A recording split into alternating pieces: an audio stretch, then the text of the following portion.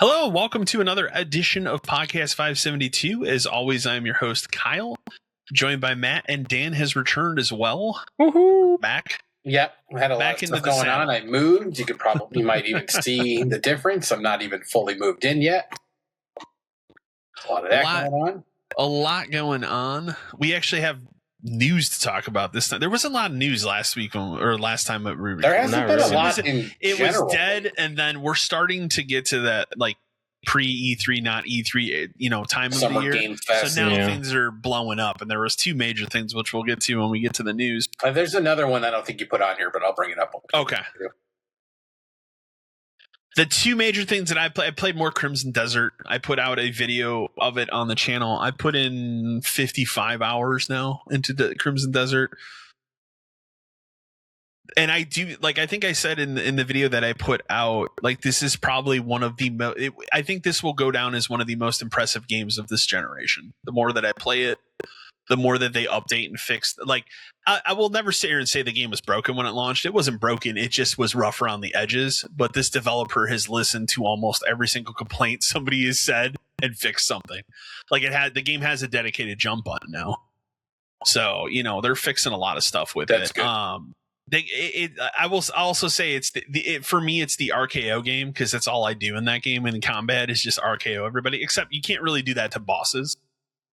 My biggest complaint, and I think I talked about this last time, but even they did finally put in a difficulty slider for the game, so you can play it easy, normal, hard. The boss that I'm currently on, I had to move it down to easy, and I still haven't beaten that boss.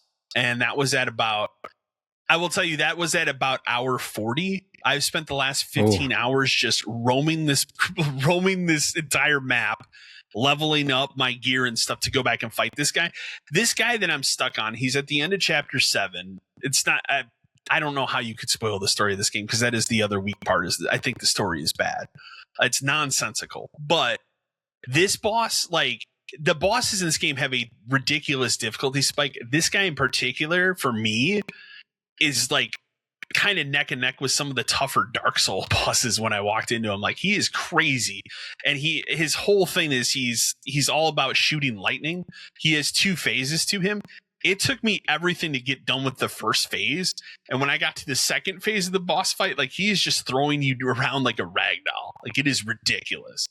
And so after doing that, there was, I don't know, it was one morning I was playing the game. I think last week when I was off, I was like, all right, I'm going to stop and just roam around the world and try to uncover more of this map. So I did. One of the things you have to do in this game for each of the different regions is ring a bell, and that uncovers a big part. It's very Ubisoft-like in that way. I've done 7 of the 8 bells because, of course, you can't ring the final 8 bell until you beat this fucking guy. Well, of course. So, because that's where the 8th bell is. So I did all the other ones. I've been to almost all of the biomes. The game is massive. I still have not, even ringing the other 7 bells, even if I ring this 8th bell, I still have not uncovered this entire map.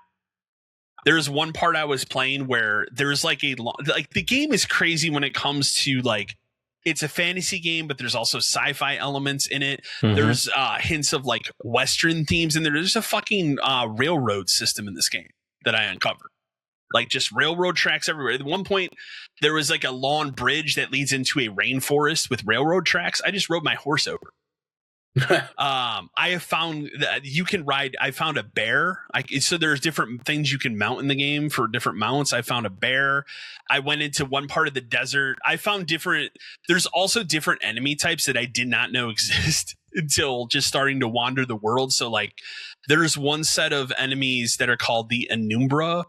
And I didn't know what they were. And I wandered into some ancient ruins or something. And all of a sudden these 2 levitating dudes just levitate down towards me. I'm what the fuck is going on? And then they started shooting lightning at me. I'm I got to get out of here. I ran away from that. When I got to the desert area, I uncovered these people that ride giant Komodo dragon things and just start fucking chasing. I'm I don't know what's happening in these different biomes. I got to get back to the area that I'm in. But it is a fantastic game. And I'm, like I said, I've played 55 hours this game. I still don't feel like I've scratched the surface of it. That's right. It just seems like a never ending game. It really does. And I think I was telling you, when I looked it up, it's estimated to be over 300 hours if you want to platinum it. And if you look up the platinum trophy, it's like 0.9% of people. I've seen some people on Reddit where it's like, it's all I did for like a week. It's like, maybe you should take a break. It's got to be more than that. Like, man, there's a couple days I spent, like, I put a lot of time into it. And just even after putting that time, I'm like, I just feel like I haven't scratched the surface of what's going on here. Matt was telling me, and I've seen it too. He brought up the biome thing. Have you seen that? Or the ecosystem where some guy like found different fish, kept bringing these different breeds of fish to a pond and just created a whole new ecosystem in the game. That's crazy. That's wild. Like it is crazy the amount of detail in this game. I just learned today. I'm sure it was shown in previews and stuff, and I just wasn't paying attention. You can find and ride dragons in this game. Of course. Like, it is just like anything you think of. Like, when I first started the game, I had that sense of like, oh, this developer just threw everything that they want at the wall to see what sticks.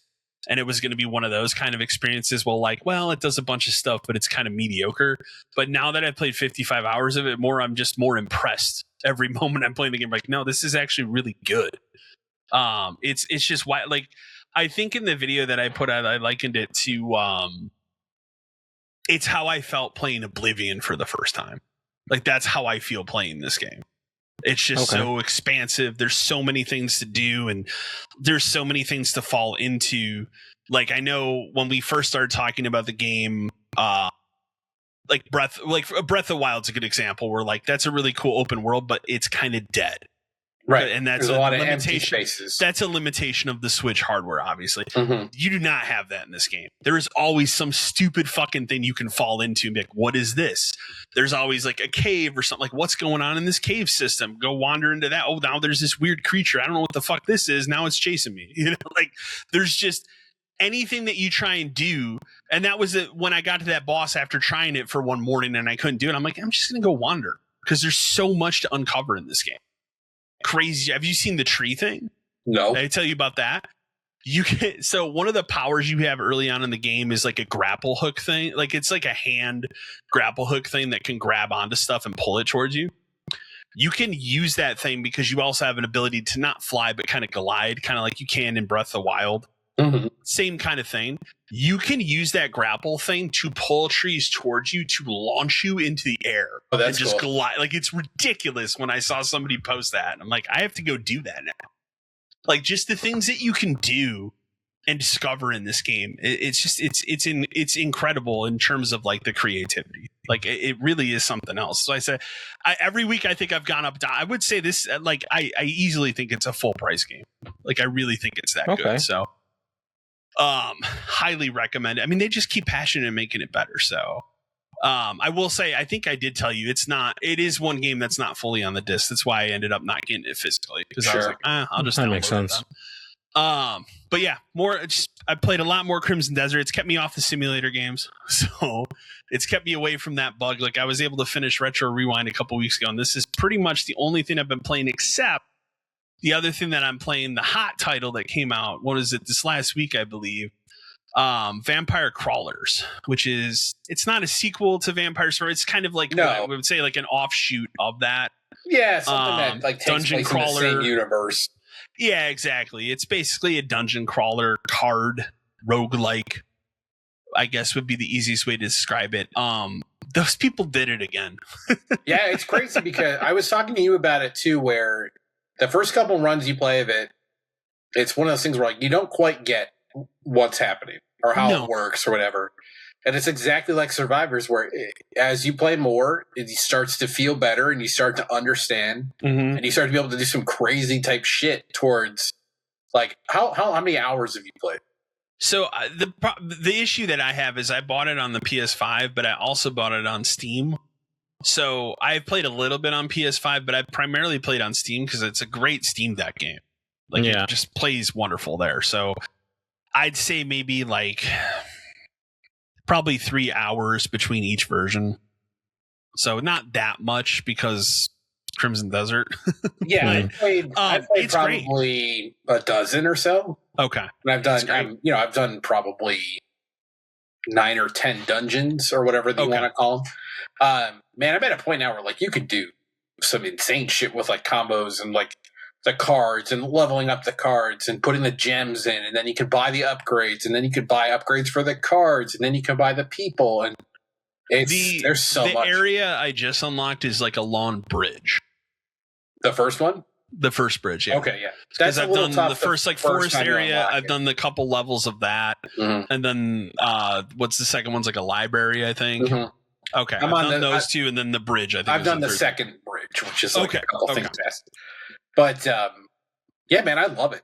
The music's great. Music's great, and a run, if you're doing well, can take like 45 minutes to an hour. It's like Vampire Survivors in that way, where it's like once you get to that point and it starts clicking, runs are a half hour. You know. Yeah, I've gotten to a point now where I've unlocked like because a big part of the thing is like combos.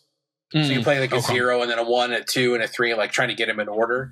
I've unlocked wild gems, which you can put on cards. So those mean any number.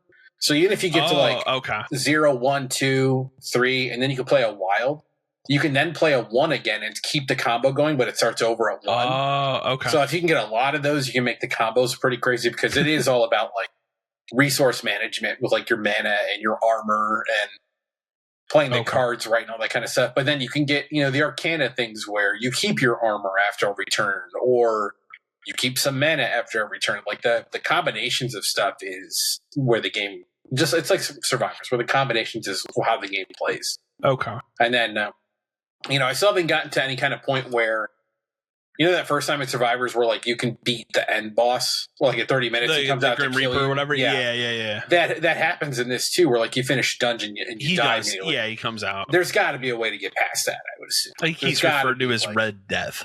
Yeah, but it's got to be like Survivors where there's something eventually where I will get past that, because that was my favorite part about Survivors is like when you first start to like finish the game, it starts to unlock all kinds of like weird, crazy shit. You remember like the hands clapping and the hands clapping thing was really fucking weird. And the thing swirls and you're like, what is happening? I'm waiting for that to happen in this. I'm sure there's stuff like that in this. Sure. There has to be. So they're gonna be able to, and like they're gonna be able to do tons of DLC with this too. Like, there's plenty of stuff to do. The game is so good though, and it's I think it was what, $10? It was $10. This is at least a $30 game. Yeah, it's worth double, triple that. Like when they announced it, it's like I will buy it immediately, no matter what, because I'll support these people because they make good shit. Yeah. So be interested to see like what kind of DLC they put into it, if they go the same route as Vampire Survivors, where they do some stuff that's like licensing. Yeah, I'd be curious. So, but those are the two primary things that I've been playing. So I'll kick it over to you, Dan, with the other stuff. So obviously I've had some time since I've been on here. I've played a ton of stuff. I won't really like to talk about like the big stuff, but like the other like major new thing I've played is I started that Neverness to Everness game, which is the new anime gacha. Yeah. I'm at a point now where I can find like run around and like explore the city and stuff. Because like I think a lot of people are throwing out like, oh, it's like anime GTA. It's not really. Like it's you can run around and do missions and stuff, but it plays so much like ZZZ, that Zenless game, that like it's easy to kind of pick up because it is just another one of these games. It's got a little bit of different systems, and like the open world's a little different because it's a city this time and not just like Genshin, where it's like a big open like world with like mountains and stuff. This is like that makes sense. Like I have a scooter I can drive around. I assume at later parts I can get more vehicles like a car or something. But it's got the same stuff. There's tons of collectibles. There's tons of missions. You can unlock characters. You can buy characters. You can roll dice for characters. You can pay real money for all these characters if you want. Of course you could. Yeah. Of course. I'll never pay them $1. But it's just another one of these. I'll probably play a ton of it and eventually drop off and then come back in a couple of years like I did with the others. Okay. At some point, I probably should actually go back to Genshin and see if I can see where the hell I left that game off at. But yeah, I like it. It's one of those games where like it looks good, it plays good. It is exactly what you think it is. It's crazy as hell. One of the characters is like a teddy bear with a TV for a head, but then you get shrunken down and he tries to kill you with pesticide and you have to kill him. It's just, and that's in the first like 2 hours. Okay. So I don't know. It's exactly what it is. It's free. Who cares? Yeah. what else did I play? I started and already pretty much finished Tomb Raider 2013. Well, we've been glitching the multiplayer. We've been doing the get multiplayer those trophies, and at some point I'll replay through it. But it was, I don't even know what possessed me to do it. I think it's because I think I saw like Horizon was up for free on the Plus thing, and then for some reason that made me think of like maybe I should just play the Tomb Raider games again. And man, that game still incredible. It's still incredible. Still very good. It still looks very good. The voice acting is very good. The only thing I'll say is I don't remember it being as short. But that's maybe it's not because a very long game. It's maybe because I've played it like 4 times. I'd say we've played through it many times. So. I played through it the day, like, you know, when it originally came out. When I beat it, I played it again. Then we played it when it came out on like the Xbox. The Xbox One, yeah. And then I probably played it another time in between when I played. I feel like I played it on the PS4 as well at some point. I think I did because the second one was coming out, so I think I replayed it. But yeah, so I finished everything 100%. We're just grinding the multiplayer. Yeah. I want to play the second one, but I'm going to wait till we're done with the multiplayer because I don't want to be working on both. You don't want to go back and forth between them. You know, the multiplayer just kind of exists and it is what it is. That game came out at the tail end of the era of every single player game has to have some tacked on multiplayer mode because they never brought multiplayer back for the other two. They learned their lesson after the first one. Like, we don't need to tack on multiplayer. That's not what people are coming to Tomb Raider for. No, and it's not even like, I wouldn't say it's bad, but it's nothing. It's just whatever. Original. Yeah. It just kind of feels like every other game that tacked on multiplayer at the time, like Uncharted. And Last of Us at least felt different because the game played different. It wasn't about running and gunning and just shooting and blowing stuff up. There was more to it. I actually kind of liked Last of Us multiplayer. But we'll never get that standalone game go. So that's good. I'll play the second one when I get a chance. I might play Horizon in between just because they did put out the PS5 version. That remaster, yeah. I played some of that Warriors Abyss game because they finally added that to Plus and I don't have to pay for it. That's basically just a top-down Warriors like I don't want to say it's like a roguelite because it's not, but it's not like a Dynasty Warriors game either, where like you run around the battlefield and like you have objectives and stuff that pop up. It's more so like you do like floors of a thing because you're in hell. Shocker. You do like floors of a thing, and each floor has like an objective, and then when you get to the end, you fight a boss, and then you can use the stuff you've earned to buy new characters, buy this, and then do it again and again and again. It's fun for what it is, but it's one of those things where like you play like a round of it and you're like, I'm done for now because it's just repeating. So it might be one of those things where like I just pick it up, play around, and then go do something else because it's just a small little game. Yeah. And we'll catch up on everybody's favorite game of the decade, I think. Suicide Squad. We're in the end game. I've done everything else that I could possibly do, including AR challenges, because this game has those, like the Batman games. But I will say that these are infinitely easier than all of those Batman ones. King Shark has some of the better traversal stuff in the game, where like he has a move where he can jump straight up, and he can also like air dash 3 times. So you have a lot more control over doing stuff. So like, and there's only 13 of them, thank God. And I only had to replay a couple of them a couple of times because like you get turned around with like where's the next gate to go through. Yeah. But it's nothing like the Batman ones where it's like glide through this tube and then grapple up. You remember those? Those were. I remember those. Awful. They were very rough. Arkham Cities were very bad. So there's that part, but now we're in like the end game where you're just playing the same 3 missions over and over and over and over and over and over. If they show up on the map, because at one point, they disappeared. So then we're trying to do this research of like, what do we have to do? Do we have to do something else? Because like part of the end game loop is like beating Brainiac over and over and over again, and that fight is terrible because it's basically just a copy of the Flash fight with Brainiac instead, but he can heal himself. So you're constantly moving, you're constantly getting knocked down, and the whole point is you're constantly raising the difficulty level because that's the way to unlock the next difficulty level, and so on and so on and so on. Because we have to get to 20 in each of these missions, but each of those add up to your infinite crisis level or your finite crisis level, which you have to get to 60. So you have to get all three of them to 20. But don't worry, that can glitch out sometimes and not track. So we finally were like, okay, well, let's go beat Brainiac and see if the missions will come back. But it doesn't say you have to beat Brainiac at the highest difficulty. So we're like, okay, well, let's lower it down to like 2.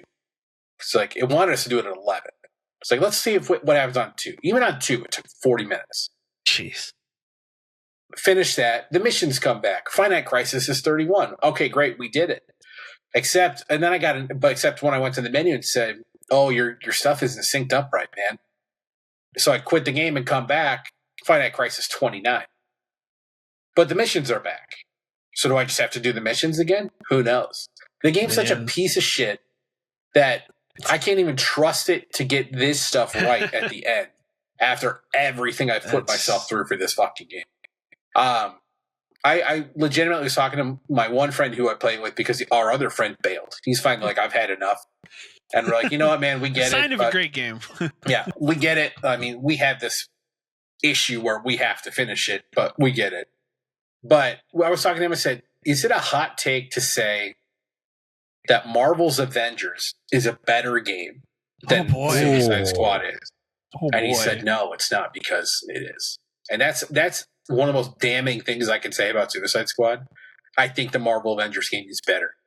And that game sucks. That game had some a lot of problems, issues and stuff. Connection problems. Yeah. This game, I mean, Suicide Squad has just as bad at connection problems. That game sometimes. I'm surprised they haven't announced the shuttering of the servers for that which is another reason why we're trying to do this stuff together, because there is this offline, like there is a single player mode, so it can never truly be shut off. But I can't imagine a world where anyone would find it fun to play this game by themselves. No, that's not the point of it. Awful. Damn. So hopefully 2 more sessions of this. I don't even know anymore, man. If it keeps bugging out, it's going to make it even worse. But that's your Suicide Squad update. Oof. And then we'll get to the last major thing I want to talk about. And this is because I have a hot take about this game that I don't think people are going to like. Oh. So for true trophies for the targets, one of them was for last month was play a game where it had the letters XBOX in the title. So I went looking through my list of stuff I own, all this kind of whatever. And Crash 2 qualifies. Because Wrath of Cortex, you know. Okay, so I was like, all right, I'll play Crash 2. I probably don't have to play a lot of it. We'll see. It's probably pretty easy to play through, whatever. Booted that up, started playing through it. Crash 2 is one of the worst fucking video games I've ever played. It is like unequivocally terrible. Like it controls like garbage. Like it looks good. I'll give it that. It looks good. Well, because this is good. That like, this is like the PS4 remaster whatever thing they did. Yeah, but everything else about it is terrible. Like the level design is mind-numbingly both bad and inconsistent at the same time. Where it's like it's so boring because it's literally just like run to the end. But don't worry, we're going to put a bunch of shitty platforming in between. Of course. And by shitty, I'd be like, you have no control over what he does. Or we'll add those levels where you run towards the screen. And you have to dodge stuff that you can't see as the player character, or as the player, but the character could clearly see. So why can't I see it? That has always been a nitpick of mine in video games where like you're doing that run towards the camera scene. Yeah. The character can see what's in front of them. It makes no sense to hide boxes or pits in the floor. Yeah. It's not logical to what is happening. No. Such terrible game design. I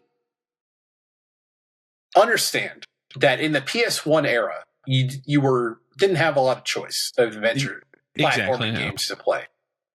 I'm sorry that I didn't have one at the time. I'm sorry that this is what you did have, because this game sucks.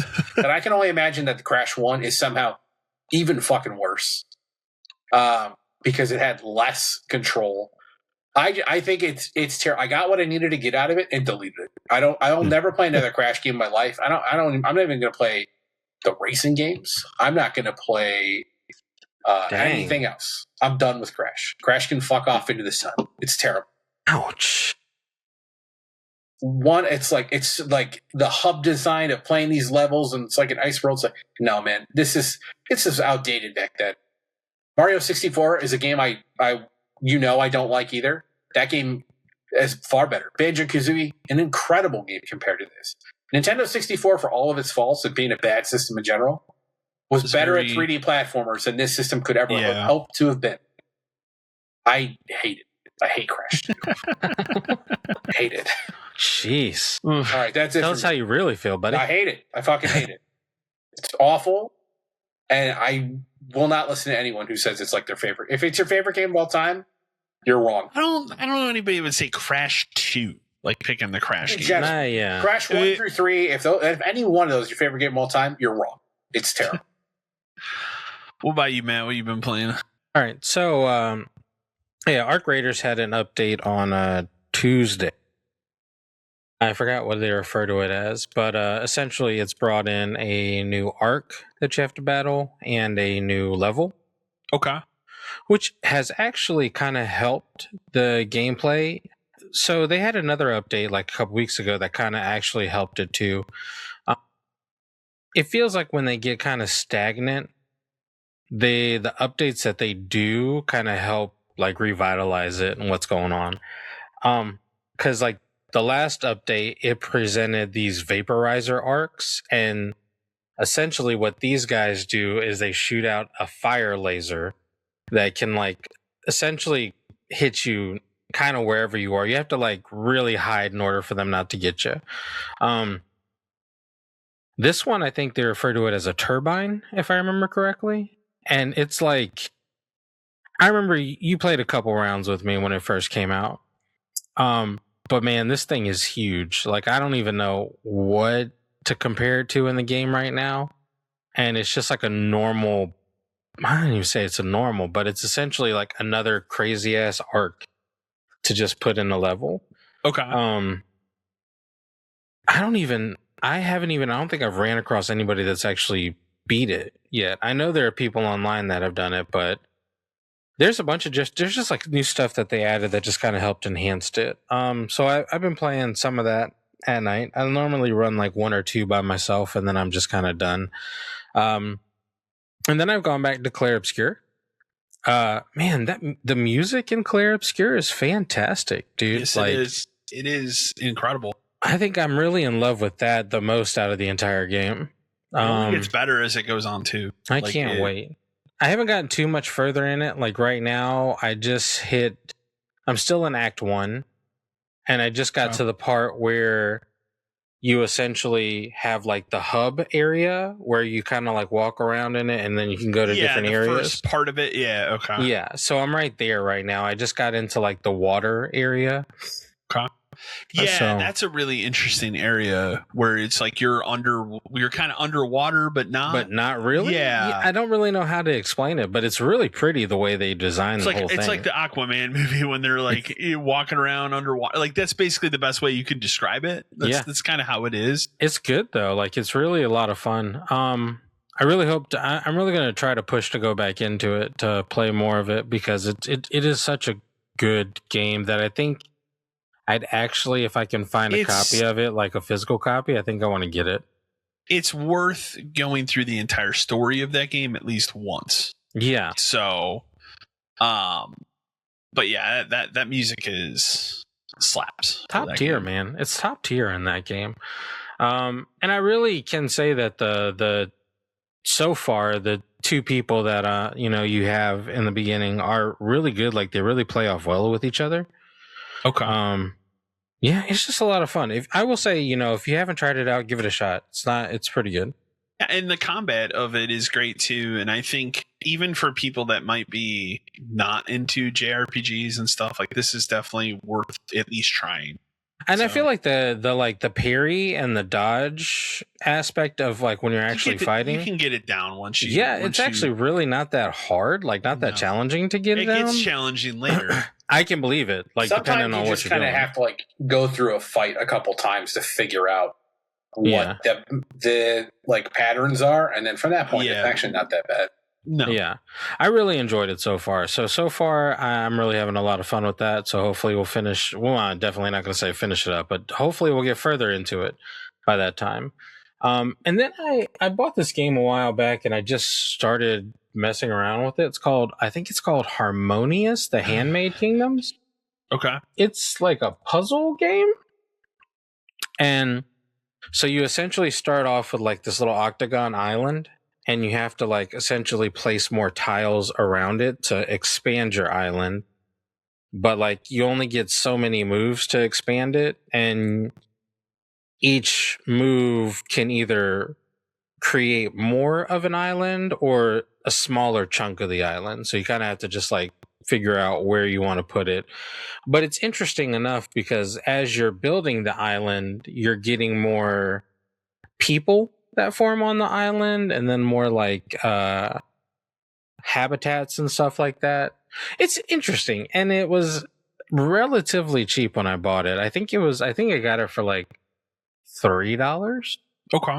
So it met my $5 limit of things that don't really count when I, Fair enough. when I buy that. And I was like, you know what? Why the hell not? It's $3. Let's just give it a shot and see what it's about. So yeah, it's not bad. It's pretty peaceful, I can say, when you're playing it. So give it a shot. It's entertaining. Not anything too crazy, but that's all I've been playing. That's all you've been playing. Well, we can kick over to news because we've had a couple pretty big things. The biggest stuff that we can talk about, I can pop off the emails we got on it first to kind of lead us into it. Let's see here. Brad from Portland, Oregon. Hey guys, do you think Microsoft is actually turning it around? Game Pass prices decreased. They're internally referring it to the Xbox again instead of Microsoft Gaming. Reevaluating the exclusivity of their first-party titles, it seems like this new CEO has been given the leeway to do whatever is necessary to turn the brand around. Do you think it could actually happen? And the other email we got about it is from Andy from Sacramento, California. Hey, 572 crew, I know you got a hot take on the Game Pass price decrease. Let's hear it. I would tell you right off the bat, my hot take is I don't think it will last. No. Can they turn it around? No. It's already over. The damage has been very much so. Very much done. And the thing is like, yes, they're lowering Game Pass. That's great. They're trying to focus more on like exclusives and figure that out. Great. The console still costs $1,000. So one of the things that they did say was they were reevaluating like what the pricing structure for this next console is. Does that mean it's going to be less than $1,000? Like maybe, but it's still not going to be what people want it to be. No, it's not going to be a $500 system. All of a sudden, $949. Yeah, it's not going to go being back to affordable.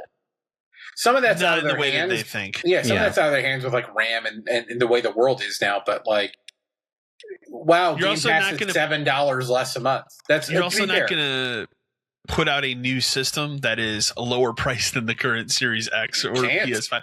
You can't. So unless those were to come down, which I don't see that happening anytime soon. They'd have to basically abandon those. Yeah. Is Game Pass coming down $7 a good thing? Yes, it's a very good thing. But it was at the expense of removing arguably their biggest exclusive now, which is Call of Duty, or not exclusive, but we've talked about it in the past. But like that's a game people buy. No, it was almost a dumb thing to include it in the first place. It was, and I don't think that they should have. I think they should never have put it in there. They should not include raised the price. The current one. We want the old ones? Fine, you can have. They've now told you what they value Call of Duty, which is $7 a month is what it took to remove it. Right. And lower the price of Game Pass. Because if you think about doesn't magically bring the price back down to $20. It's still $3 more than it was 6 months ago. Right.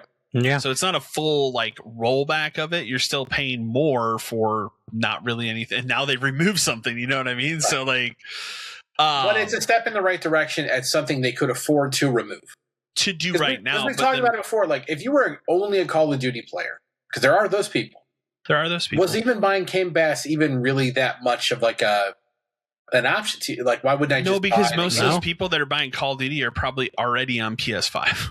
Let's be real. It doesn't really matter for the Xbox crowd. Not at all. I mean, it's a good thing. It'll certainly drive subs back up because people who left will come back. I think to an extent, some people will come back, but also like I don't think it'll last. No. I think once they get to this fall, if we really do have, Gears Halo, whatever we're calling that remake at this point, remake number 5 of that game, the Gears and Fable. If those games all launch this fall, do you really think they're going to keep it at $22? If you can actually deliver those games and keep it at 22, that's a good thing. But again, but I don't know if your system costs $1,000. You're not trying to get new people. What you're trying to do is get people who left back. It's damage control. It's not a thing for the future, right? It's a way to claw back what you lost. The re-examining exclusivity stuff, like, what are we going to do? I think you're too far in. I think you've proven that it makes more sense for you to release this shit on PlayStation because they're always the top pre-order games on that fucking system. Why would you roll that back? What I think that they'll do is a compromise, and this is what they should have done all along. It's too late. First of all, it's too late to go back. Yeah. You can't do it now. You've already blown the door wide open. They've already seen the sales figures for a majority of not every one of these games have been successful, but like Forza has been a runaway success. It is crazy to me that Forza Horizon 6 is not day and date with the Xbox version. What I think they will do is a compromise because even with, I don't know how much power this woman has that took over the CEO position, but even at this point, I don't think she would have the ability to go back on exclusivity. I just don't. Because they've already run the numbers. They know how much they're making on PlayStation. They're not going to stop. What I do think they will do is a compromise to the Xbox people to make it look like a good thing. Is I think after Fable, because right now Fable is the only announced game to come out day and date with PlayStation. Forza's not. We haven't heard anything about Gears. I think actually maybe that Halo thing is supposed to be day and date as well because they showed a PS5 logo. For a remaster, it should be. It should be. Should be. I think going forward after those games, they're going to announce like an exclusivity window to Xbox and Game Pass for like 3 months. That's what I think their compromise will probably be. What it always should have been. And that's what it probably should have been. Like, hey, if you really want to play, and I'll use Fable as an example, then you can play it here on Xbox first. It'll be on PlayStation in a 90-day window. I'd argue you could do 6 months, and I think it would still be fine. Yeah, but I think it should just be like a set rule. It should be any new release, any sequel, any new release, anything, whatever, is 3 to 6 months. Every single title is like that. The new Forza, the new Fable, everything. Halo remaster, we can day and date that because it doesn't really matter. Like, yes, we'll buy that, but it's a game we've already made. We'd like to get PlayStation in, but we want PlayStation to get into that ecosystem for Halo. If we do a Gears remaster, all that kind of stuff, you might as well because they showed with this last one, it didn't do that great, but it's already been a game. It doesn't need to be hiding on Xbox for 3 to 6 months. But Fable, yes. Forza, all of that stuff, yes. So if they could go back and like, okay, anything we announced day and date already is going forward, you'll be able to play Xbox exclusive titles on PlayStation in 3 months. And just say that's what it is, and we move on. Yeah. Then that's at least you have exclusivity, but you're not locking. You have time exclusivity back out after you've already let them in. It just wouldn't make sense at that point. It's just to do that is just a move solely for the fan base and not as a business, and they're a business first. They've already seen the money that they make. They're not going to just all of a sudden cut that off. The numbers alone are too much. Exactly. If it could be the kind of thing where like Fable comes out tomorrow, but you know it comes out August 2nd, then you'll sell it on Xbox tomorrow, or you'll sell Game Pass tomorrow. And you'll get pre-orders, and you go, it's out on Xbox tomorrow, but pre-orders for PlayStation go live tomorrow. Yeah. Because people pre-order digital games. It's a thing. It is a thing. Open the pre-orders for it and let people do it. And just let it go. But like, is Xbox back? I don't think so, because I don't think Xbox is a thing anymore. Unless I could go buy a console tomorrow and feel good about what I'm spending on the console, they're not back. I don't think, and I the only thing I would say as far as like that goes is it doesn't really feel like they're bringing the console back as far as this generation is concerned. I think they realize like this console generation for them is a wash. Yeah, we can get some people back with Game Pass. What I'm more interested to see now is what do they do with the new generation? What do they do with this next system? Do they actually make it more affordable? Again, it's never going to be a $500 console. It cannot be now at this time. But even I accept that as a PlayStation person now, that I'm assuming whatever the next generation is $800 to start. But I imagine so. But we're getting to a point where I don't think that's a bad value should the console generation be a decade worth years. It, right? Yeah. And I can see if there is a difference from me as being a base PS5 owner to a PS6 owner, where they're like, okay, we've completely done this and whatever, and everything's 120 and everything's 4K. If there's a legitimate reason, then you can charge me $800 and I won't feel bad about it. Yeah. Well, it'll probably be $900 because you got to buy your disk drive. Well, I got to buy a disk drive, and that'll be $1,000 because I'm going to want to put my own storage in it. Is Xbox back? No. What they're trying to do is get you to come back to try to sell you on what's next. Yes, because if they don't have people coming back now, no one's coming back on a new system. No. Yeah. I don't. Yeah. That being said, like, they're doing things correctly right now, but let's see how long it lasts. They are. Yeah.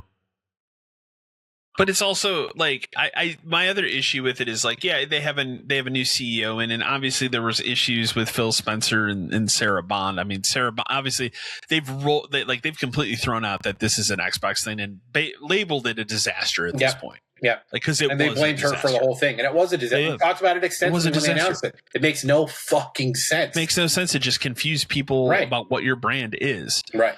That being said, I still think there needs to be heavier leadership in the game studios, and I don't think that Matt Booty guy's the guy to do it. No, I think it's time to move on. There are too many studios for one person to handle. I think it's time to move on from that. I think it's time to move on from a lot of this stuff and realize that, like, the last almost 7 years have been very bad.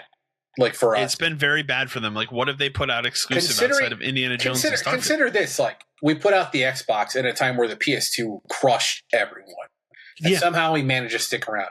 And then somehow, against all odds, we captured Lightning with an Xbox 360 and made a huge dent.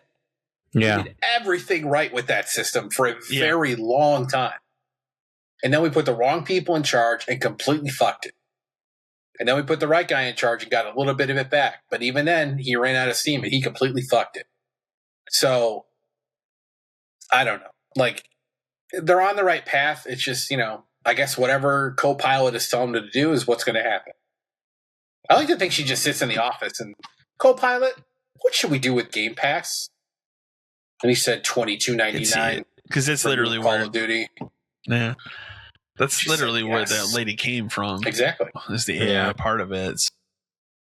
Yeah, I mean, we'll see. Time will tell. It's just, I'm very curious to watch their E3 show this year and just see just the different. Like, is it a different temperature? Are they doing more? Like, I'm very curious to see. One thing I don't want them to do is I don't want them to show off a new system right now.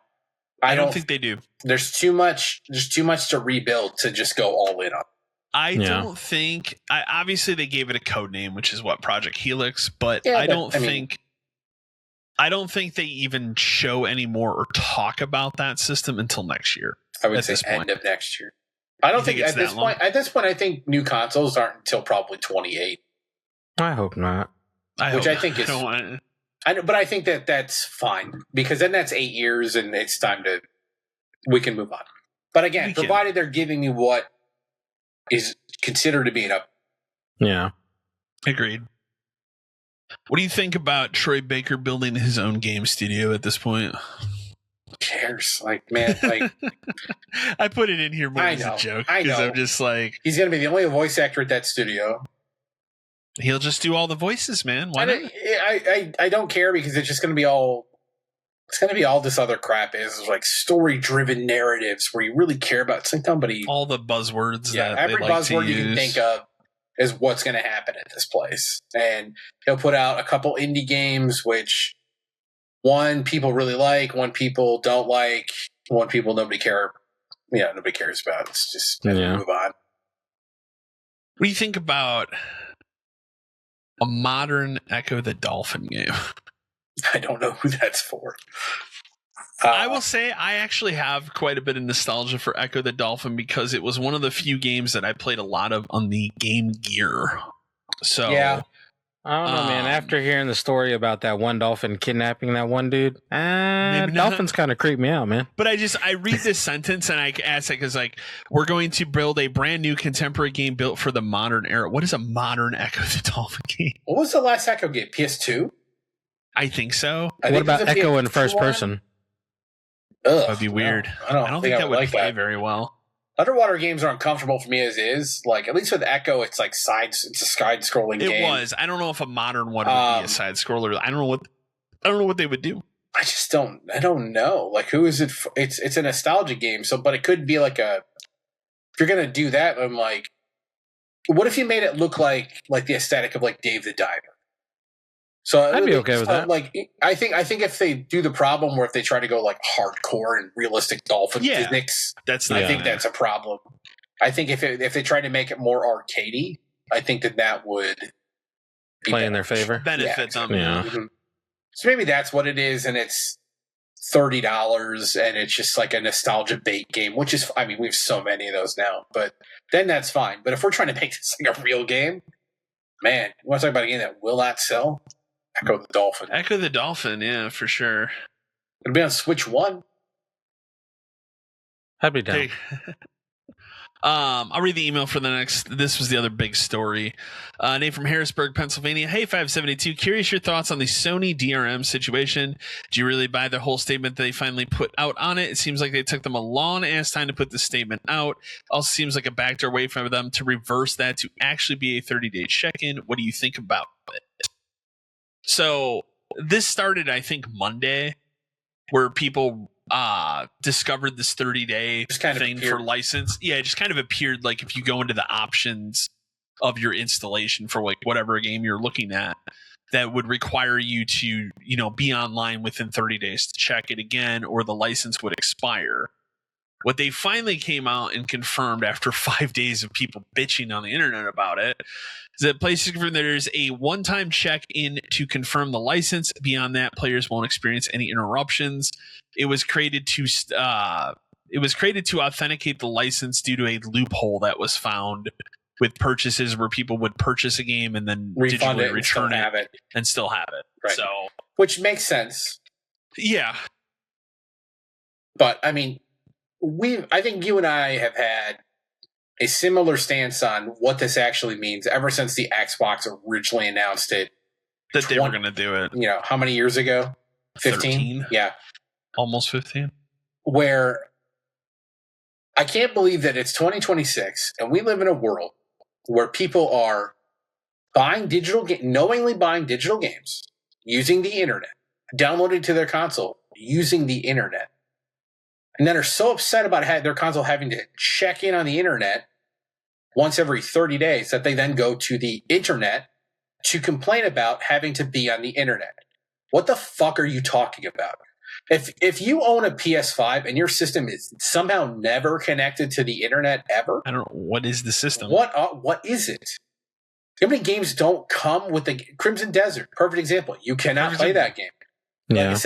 Almost every game you buy now, even on disc, requires some sort of patch, or will have a day one patch, or it's going to be garbage. Yeah, that fucking Assassin's Creed game, the remake of that thing coming out, which we didn't talk about, but I think it's going to be. I'm excited to play that game again. That game is very good. I will wait till it's on sale. Yeah, but I'll buy it when it's cheap. Yeah. I'm very good. Yeah. That requires an online check-in. Almost. I mean, I'm not going to say what percentage it is, but a lot of fucking games require this. And if you are someone who doesn't connect their system to the internet, but if you are that person and you don't use the internet for your system at all, then this doesn't affect you anyway, because it's only for games you buy digitally on the internet. Yeah. So what the hell are you talking about? I understand maybe in a world where like you download a digital game, you get the day one update, and then for some reason it never connects to the internet again. You should be able to play that game forever. Okay, fine. But if the cost of that is that you have to connect it one time for what I would assume is maybe 30 seconds at the longest. Probably it's probably 3 seconds, to be fair. That's the thing we're getting caught up on. Like, are we trying to pretend that we don't live in an increasingly digital world where this is just how everything is? Yeah. These are the same people who have Steam libraries of 1,000 games. Well, I can go offline on Steam. Yes, until you need to update it or you need to download a game. I think it does. I'm pretty sure Steam requires you to log in like within 30 days to authenticate whatever game, or it will stop you from playing it. I'm sure it's not every game, but I'm sure it is a majority of games. It's a majority of them. It's 2026. We're 10 years away from not having physical copies of anything. All of this has always been leading towards this. Did Microsoft try to do it too early 13 years ago? Sure. Fine, they did. Sure. Because high speed or even regular internet was not 100% commonplace at the time they tried to pull it off. No. It's 2026. COVID changed the world, dude. COVID required everyone to have internet all the time. Pretty much. It just did. If you half the people who worked had to have internet because they had to work from home. So I don't get the furor. Like, people are legitimately angry that could have been what it is. And then it turns out that's not even what it is. But will it eventually be? Yes, it will. As soon as there's no more physical discs, I guarantee it's a thing. Because I imagine the next Xbox. I don't see them putting a disc drive in that system. I don't either. But the thing is like, if that is truly a piracy check. That's what it is. Yeah. And if that's how they're going to have to do it with everything being digital, because piracy is going to ramp up even beyond what it is now, then that's the world we live in, man. Yeah. And guess what? It was enough to complain about it when Microsoft tried to do it because it was too early. Sony's just going to do it one day because they don't have competition, man. Their competition is PC. What, Nintendo? Nintendo's not competition. The Switch Nintendo isn't competition to them. Would you... Quick tangent, and we can go back. Would you just say that the Switch 2 is a failure? Right now, I would. Yeah, right? Yes. It's been the fact that I see so many posts now, and you and I have talked about it this week. Like, the Walmarts around us aren't doing it, but a lot of Walmarts across the country are just clearancing out Switch 2 games for $40. Costco is doing it. It's like, it just seems like that system has really bombed. Nintendo came out and said they were scaling back like a third of the production of the system. And also, like, we're now almost till May. We're in May. Today's May 1st. I don't know what I'm saying. And we haven't had a Nintendo thing this year yet, have we? The only thing we had was something about the Mario movie. But, like, how have we not had any kind of Nintendo Direct this year? And now, like, there has to be other games in the pipeline for that system, right? There's got to be something. Like, we had that rumor a month ago about Star Fox and what was the other thing? A Zelda remake, F-Zero, Ocarina of Time remake, and then a Mario game, but not till next year, which makes no sense. You should put a Mario Odyssey 2 out this year to capitalize on the movie success. But, well, and I'm also at a point now where, like, I can't recommend anybody. I could easily, like, before it was, like, not really a thing I could do, but, like, right today, I can afford to go buy one tomorrow comfortably. Mm-hmm. Not interested. There's no point. I haven't churned my when I got mine. Exactly. Like, when I got mine, I played like maybe Mario Kart for a day or two. Have not gone back to it. I also did that thing I told you when I started the generation because of the game card share. I'm like, I'm just going to make this a digital system at this point for anything that's switched to. That has also deterred me from buying a lot of stuff. Like Donkey Kong, like that. I'm like, I don't feel like spending $80 on a digital version of this game. Mm-hmm. Metroid came out. I was a little bit interested in that until more of those previews came out. Like, boy, this really looks like a Switch 1 game. They're just shoving on Switch 2. Which is what they did. And that's what it is. I'm like, there just hasn't been anything that's interested me. Like, I'm not even interested in Pokepoia or whatever that. I really fucking hate the fact that Nintendo just never puts stuff on sale, and when they do, it's like maybe $20 for like a week. Yeah, they never put any of their first party stuff on sale, and if it is, it's what you said. Sony, it's like $20 all the time. Microsoft even more all the time. But it's been a wash of it. Like it's like, this is very much, to me, we're in Wii U territory. I've been thinking That's about it. What it feels like. Like the past couple of weeks, it's like I've got money. I could buy one. It's one of the first systems I did not buy on launch. But who would it benefit for you at this point? Would it benefit you? Do your kids care about getting a Switch too? My son would probably play Mario Kart. I think he would get bored when he took a break from playing Minecraft. Like he. Okay. I still think he'd get bored fast. Yeah. Because it just, I don't know, like the idea when that game was coming out of making it this open world thing was cool, but it's very empty. There's not a lot going on. I think my daughter would play Pocopia, but that's about it. It actually makes more sense for me right now to just buy another Switch 1 dock for another TV in my house and just put it there so we can play a Switch 1 on it. Like, that's the craziest part. But I agree with you. To go back to like the Sony thing, it's like the DRM thing, man, like, yeah, okay, they rolled it back. It's coming. And it just is what it is. And if you don't want to do it, then you don't have a choice and you need to move on to something else. I think this will quietly be implemented for the next PlayStation, but they're not going to ever make it a public thing until something like what happens this week happens, where people discover it and they hound it until they have to come out and make a comment. For a system where there is no version where you can buy it that has a disc drive included, this will be a thing. It has to be. It just is. I agree. It doesn't make sense. Alien Isolation 2 is real. Obviously, we knew they were making Alien Isolation 2. They put out a brief teaser for Alien Day on the 26th. It basically just shows like an environment with a door and then one of those save spots making the noise from that game. So there's really nothing to show other than like, hey, that game is coming. You'll probably hear more about it this year. It's the same team that made the first one. Okay. I loved that the first comment on the video when I watched it on YouTube was simply, in space, no one can hear you say a 6 out of 10. And that made me laugh. Because it's right. Because nobody will ever let that go. It's what a terrible review for that game. It's literally the best Alien game ever made. Oh, without question. Still, and like I like those other more recent ones. Like the co-op one was pretty good. I should go back to the one that was a top-down like strategy one. That was actually pretty solid too. But nobody can top Alien. I mean, I would think an Alien Isolation 2 would be really cool. So, but that game is incredible. Little long, but incredible.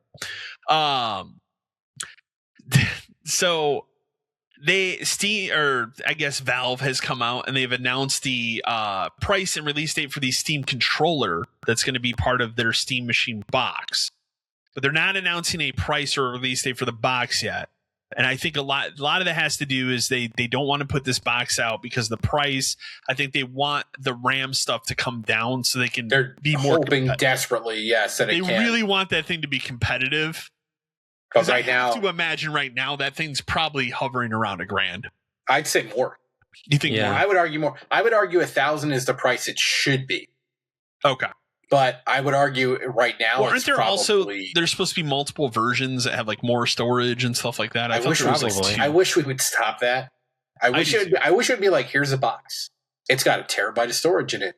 You could plug in something to do it. We're only going to sell the 1 terabyte one, but we've made it incredibly easy for you to buy additional things. Stop making alternate versions of the box and just make upgrades for the box. I agree with that too. What it should be. Do you think Microsoft? Let me ask this question: do you think Microsoft this generation, this new coming generation, do you think that they do a Series X and Series S situation again, or do you think they've learned their lesson? Here's one box. They fucking better not. I hope not too. I don't understand, because remember, for years that hampered game development.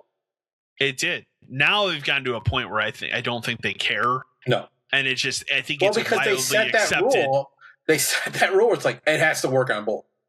They forced them to make games that worked on both of them. They were all like, we don't want to do that. I think now people have just accepted, like, hey, this game's going to run like shit on the Series S. It is what it is. Too bad. It is what it is. But again, I think it makes so much more sense, especially for a system that it's not going to have a disk drive.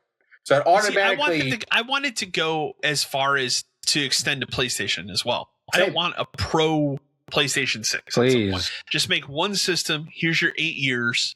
Right. It is what it is. It's $800. It has this. Because it has a thing you can put another SD drive in if you want. Move on.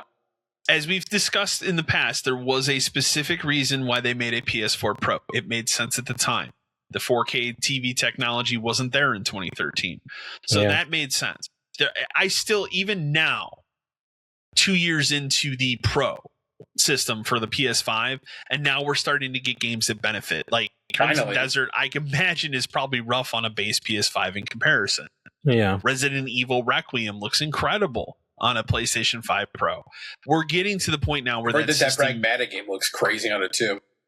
As soon as that game's on a decent sale, I will get it because I'm very, very interested. The game looks awesome, but that's also a re-engine game, so of course it looks incredible. But we're at the point now where the Pro is starting to reap benefits of what it is, but it took 2 fucking years to get there, and now the price of it has increased. Yeah, exactly. So exactly. I will say at the time I grinned and bared it when I bought that, but I'm glad I bought it when I did. Yeah, because I would have been paying more. I would tell you that's not the wrong choice. Not at all. Why would I buy one now? What's the point of me buying it now? I wouldn't sit here and tell you that like down the road you decide to play Crimson Desert, that it's going to be a bad experience on the PS5 versus by the time Pro. I probably try to play it, it's going to have patches and stuff. Yeah. But they've patched the game like if you were going to buy a Pro, buying it 2 years ago was the move. Buying it now is too late. Mm-hmm. Yeah. You're not going to reap the benefits of it because when the 6 comes out, you're going to want to jump to the 6 immediately. I think the only reason now that people are going to buy into getting a Pro is when GTA comes out. Because I do think that game, as someone who's going to buy that game, be better. That is going to be very, very fucking rough on my PS5. It's going to be rough. At least I don't have a launch day PS5 anymore, so there's that at least. I also think that game will not launch with an online component right away. No, I think they'll delay that. No. They got to figure out a way to migrate people over. They got to figure out a way to capitalize on running 2 online games at the same time. Yeah. I'm very curious to see what they do with it. I'm very curious to see what they do with that. But to get back to the Steam controller, it's out May 4th. It's $99. It looks cool, but not $99 cool to me, and I don't need another controller right now. I will say, using the Steam Deck, I actually really do like those touchpads that are on the controller, because it has the same touchpads as a Steam Deck. So I think that those are really cool. I'm interested about the magnetic joysticks that it has. That sounds kind of cool. I would assume that that's supposed to prevent stick drift, but I even this generation, I really haven't run into that much with any of my controllers for the PlayStation. I've never run into that. For the Xbox. I've run into battery problems and mushy. That's the most common thing for me. And mushy face buttons. Yes, those are the 2 things I've run into. And I don't think I told you about this, but one of the days that we were going to play Tomb Raider, I discovered that new controller that I got, the yellow one, has a bad input port for the microphone. Oh, that sucks. Because I went to plug in my headset to talk to Eric, and he's like, "This sounds bad." And I'm like, first I was like, "Oh, maybe it's Discord." I disconnected, reconnected, unplugged the mic, plugged it back in, went and grabbed my other headset. No, it's clearly the port. So that controller I just will not be using for online play. But the controller itself is fine. It's just, I'm like, I sat down, I'm like, I could order another one and just return this one and whatever. But I'm like, nah, it is what it is. So I have a white controller that came with the Pro that I've never used. It's still sitting on the dock behind there. I still have a sealed. It's my safe. Like, if something really happens, I got to break that thing out. It's there. So I still have my sealed Spider-Man and my sealed PlayStation Anniversary one, and I am getting that Bond one.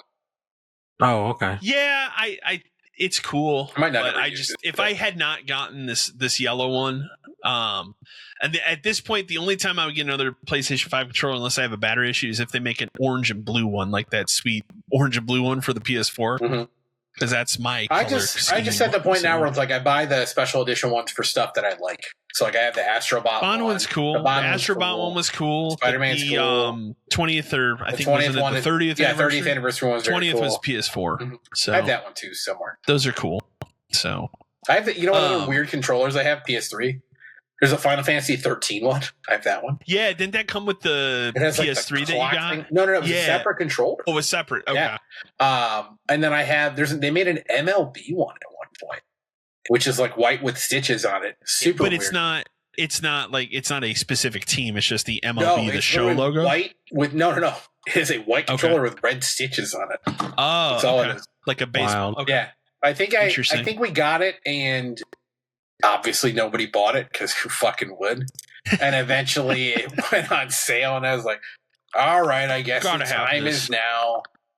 Might as well. That's a weird DualShock 3 I have. I still need to find the receiver for my Wavebird. I think I have 4 and 4 still. I can't remember. I have to find it because I was able to get Matt to. I bought a GameCube controller for him because I don't have another one. I just had the Wavebird. Hey, my MLB controller Did that price work? charting is It worked. Good. my MLB I hooked it controller up right away. And on price charting in new condition is worth $191 I'm not surprised by this. because I don't think most people know it existed. I think speaking of price And it's an charting, MLB 11 controller. Holy shit! I think the last time I looked, that Fire Emblem Special Edition thing is back up over $500. I'm right here. Let me take a look. The complete, at least complete in box. Complete is 508. New is 645.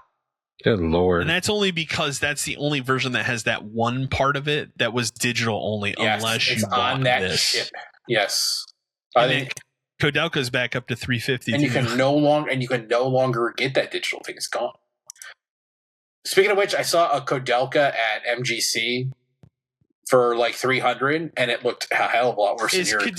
Is Kodelka the best find I've ever had? I think it is. It's one of the greatest things we've ever found together. Yes, it is. Because that was just hey, this is a weird game you should buy off the PlayStation or the right when we GameStop started site. selling retro again. Yeah, we would check every day for shit, and I saw that, and I'm like, I don't even know what this is, and I read it, was like, this is $20, and that was before. Game. It was $20 before our discount. Yeah, it's like, this is a Kyle game, and I told you, I'm like, you should just take a shot, and then sure enough, it shows up, and it's fucking mint. It looked like it fell off a Best Buy truck like 20 years taken ago. The plastic off of it and never looked at it. Never again. touched it. Yeah, it is incredible. It's one of my best, and it just keeps climbing because it's linked to the Shadow Hearts series. Yeah, that's why. Well, the other thing is like, find one that's not 300. Exactly. So, and I think that was just probably also a case of like GameStop was just getting into the retro stuff and they didn't know what they had with certain things and didn't probably know what that was and was like, whatever, you know. I found something cheaper on eBay. What'd you find it for? Kodelka disc one only. $69 though. There you go. Bad news, my Lightning Returns controller is only worth $100. Well, it's still $110. Did I tell this is the last thing I'm bringing up on this? We can move to the next thing. Did I tell you the last time I was in the Second and Charles over by me that they had the Dark Souls hardcover strategy guides just laying on a rack for like $15 a piece? Weren't those the ones that were like impossible to get? The on Future Amazon? Press ones. Yeah, the ones that I already have them, but I looked at that and I for a minute I sat on, I'm like, do I buy other copies? I'm like, what am I going to do with this? Why didn't you tell me, idiot? Do you not have them? No, I don't think so. I thought you had them for this. I should go back and see if they're still there because they were all $15 a piece. That's how I was like, do it, man. I think these are worth a lot of money. I don't think so. Let me look. I'm gonna look it up. Are they not worth anymore? They were for a while because nobody could get them. Remember? I thought there was a big problem on Amazon where like they just there was Elden Ring. That was a huge Elden problem. Ring. I had that guide pre-ordered forever, and then I canceled it. To this day, if I dig through my Amazon, and it'll take forever to find it, but it is still on my Amazon thing listed as pre-ordered, even though I canceled it and never received it. Dark Souls: The Future Press is $25, $29 for the second one, and the third one. You said they had a third one. There was one for each of those, so 1, 2, and 3. Third one, I always see a Primo one for $28. Okay, but I don't have any of them.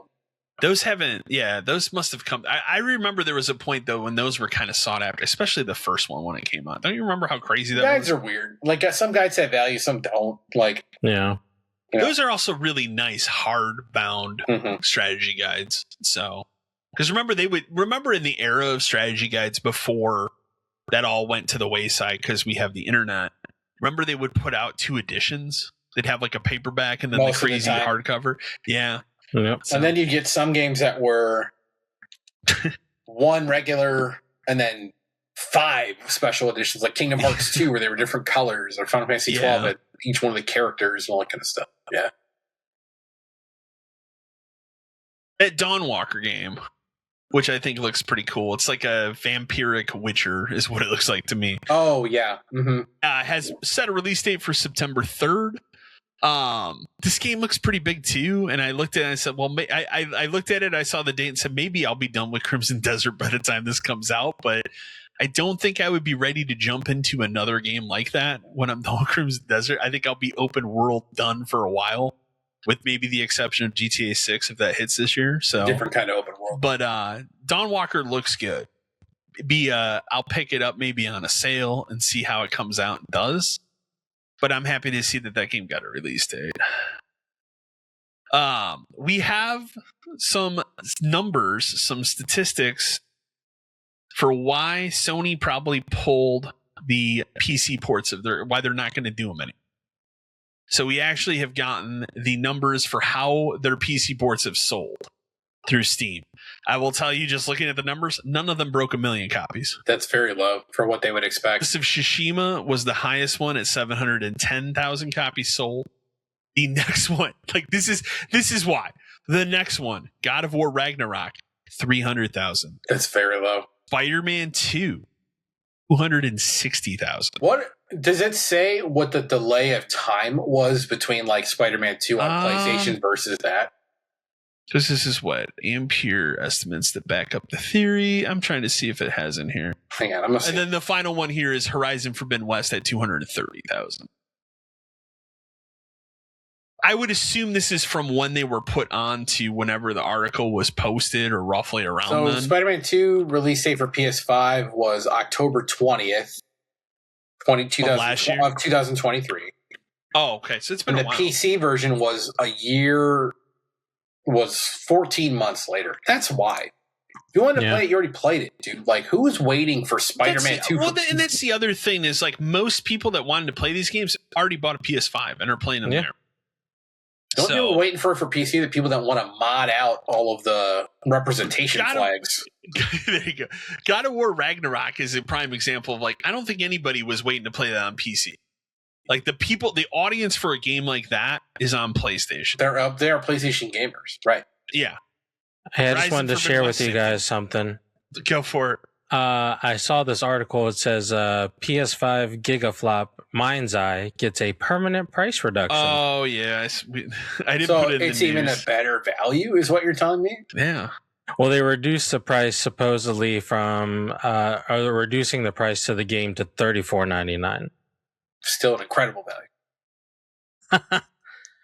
Highly recommended. If you what did want I pay? just $10? You paid 10, I paid 15. Yeah.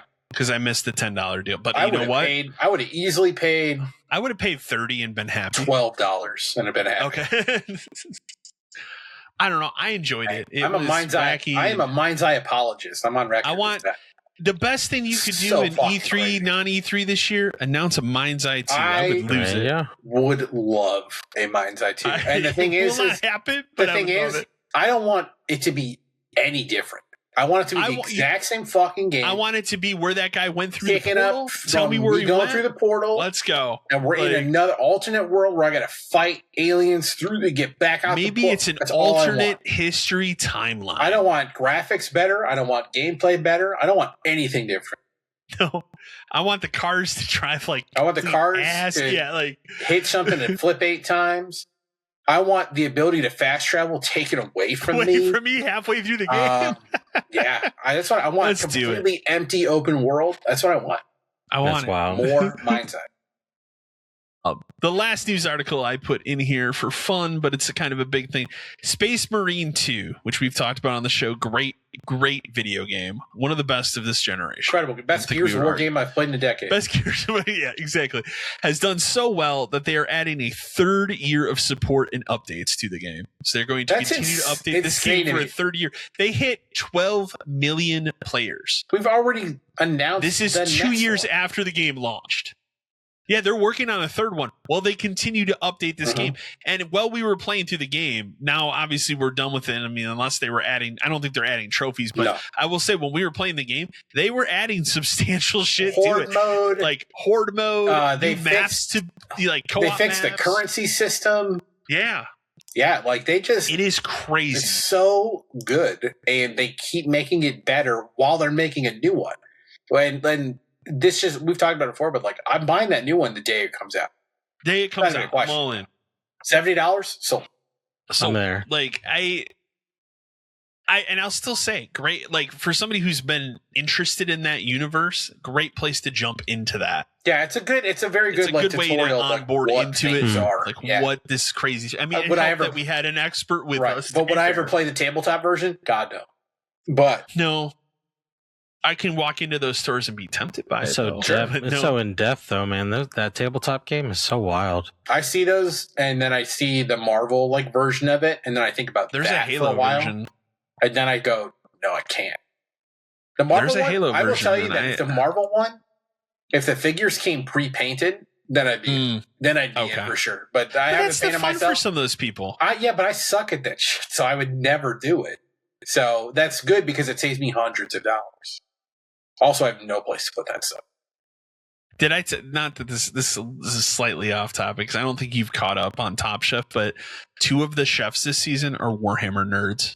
Oh, I don't think I've seen that yet. They literally show the one guy because he brought them with him painting the figures. Yeah, fuck yeah. And I was like, and the other guy walks through like, I like Warhammer too. I'm like, what is happening on Top Chef? Hey, Henry Cavill said it's cool, so we can all do it. It's cool. Everybody can like Warhammer. It's cool. He did it. I still did that one clip where like he's on the interview show and the other guy's like, oh, I've been doing this. He goes, oh, what armor do you play? And they just immediately hijack the conversation. Oh, we should talk about this. We should hang out after the show and just like talk about it. You can see the other people are like, what is happening? I see that all the time. It's so good.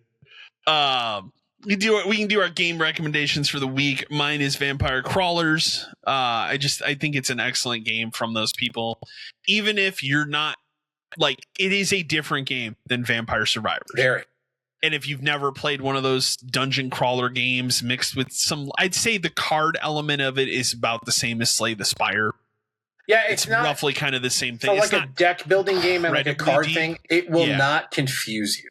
No, it's very simple to follow. It literally is just about like making combos. Yeah, it really doesn't matter how else you do it. It's all combos. No, excellent game. Definitely worth the $10. So it's worth 4 times that amount. What about you, Dan? In honor of Bond coming soon and me being hyped after watching that new trailer thing today, I don't know if we were talking about it before, but like specifically in this part, but like Everything or Nothing is like the best Bond game you could play because it's the one I think it's actually the one that's most similar to what we're about to get. You know what I mean? I would agree. Third person, more so about being James Bond and doing like Bond things, and it actually is like Nightfire and Agent Under Fire. Both fun games. They're fun to play. But Everything or Nothing is its own movie. It's an interactive Bond movie. Willem Dafoe's the fucking villain. It's just an incredibly fun game to play. Wasn't the Bond girl a pretty famous actress? Shannon Elizabeth. Okay. And the theme song was done by Maya. And it's a banger theme song. And there's somebody else. I think is Heidi Klum in it? Possibly. I think sounds fun.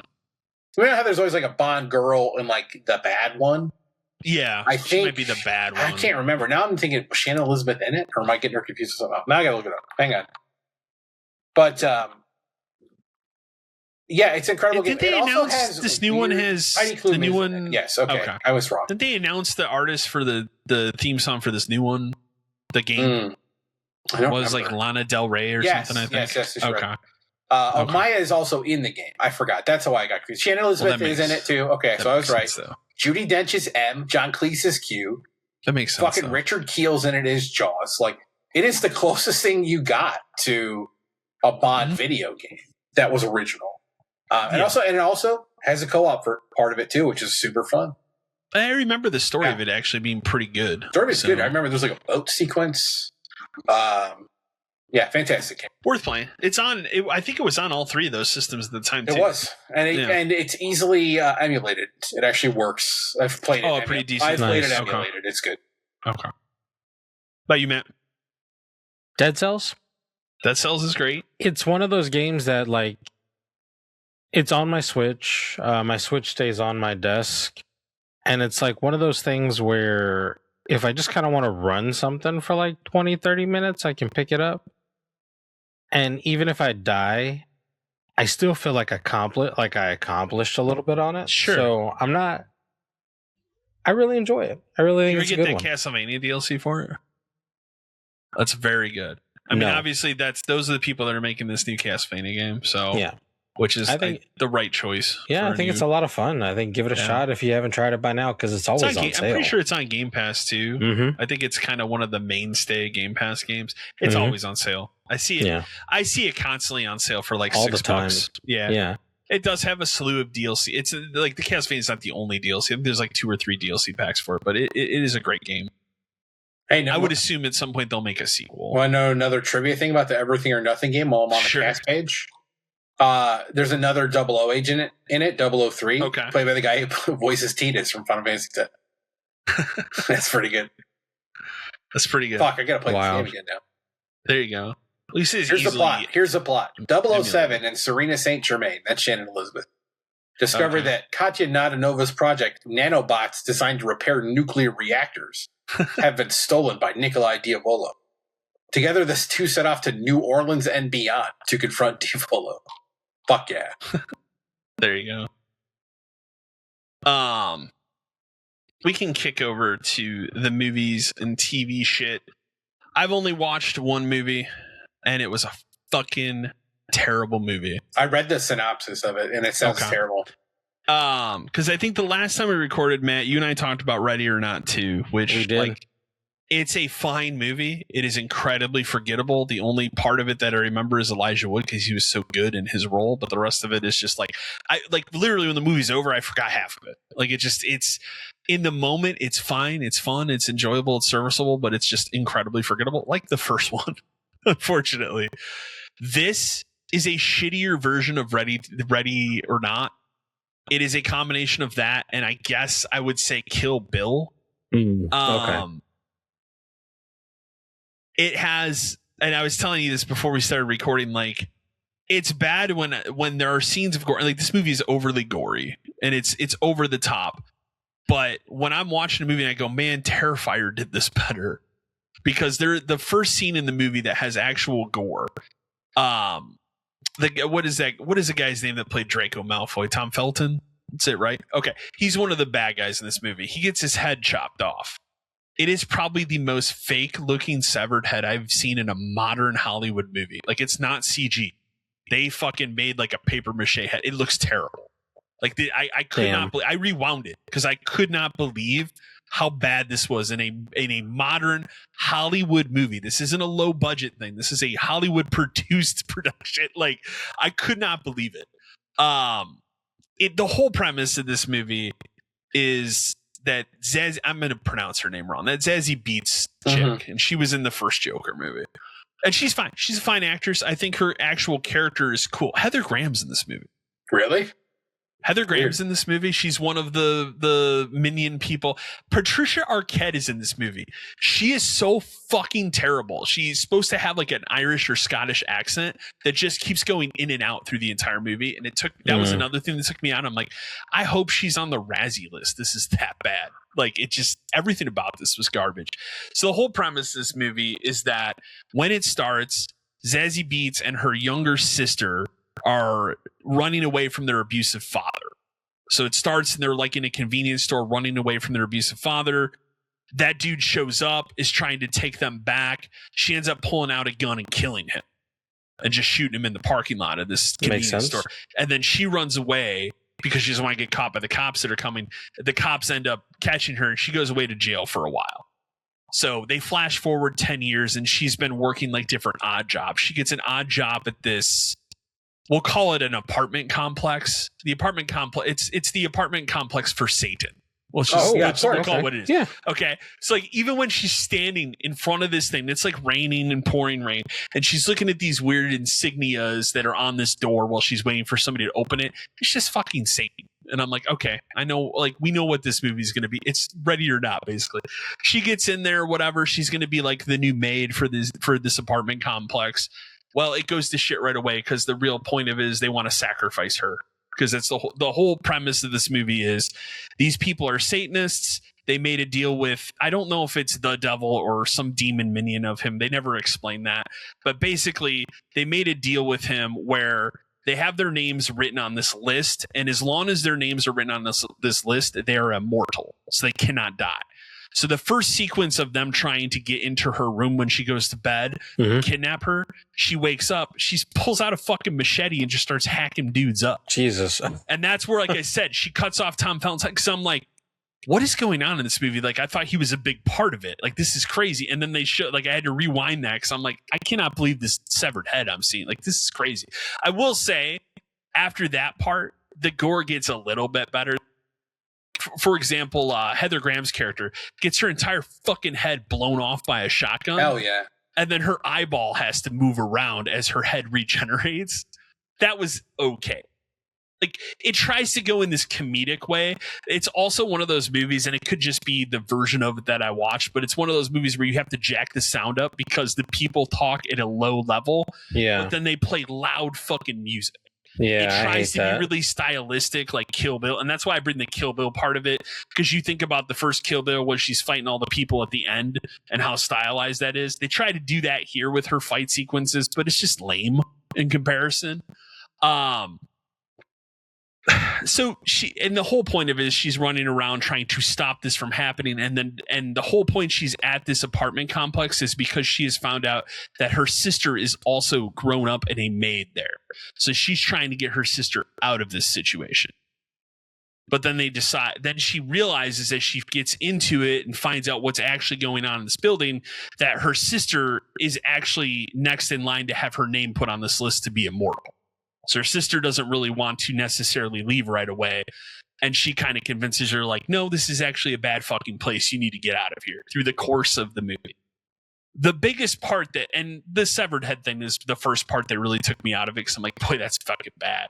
The end of it. So the end of the movie, they go down. I think they go up to the top floor, where there's like a window with a giant pentagram, and they basically have a severed pig's head.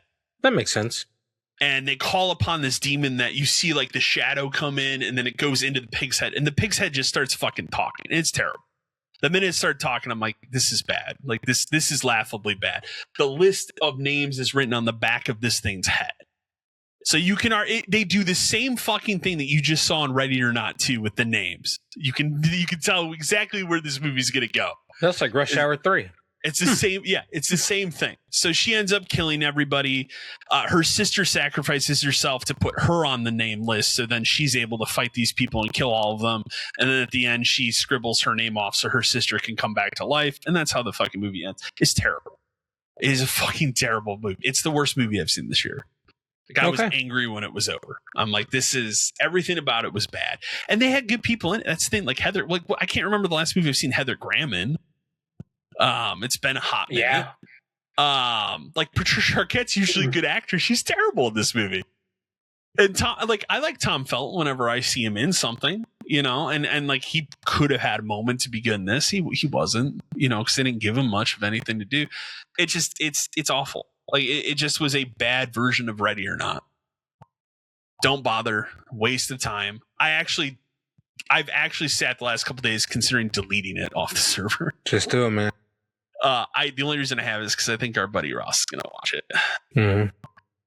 That's the only movie I've watched in the last 2 weeks. That really soured me after that. So I'm still on the one a day Murder She Wrote train. That's been fantastic. It's fun to go back to that show.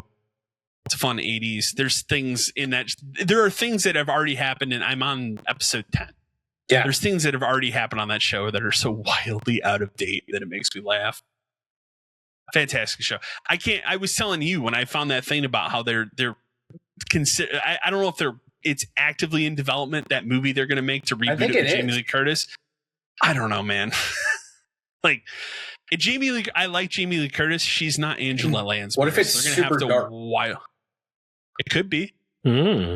That's the other thing about the show. Like the situations that woman gets herself into, and then the way she's able to just be like friends with everybody. It's really, it would not work that way. She knows everyone. She knows fucking everyone.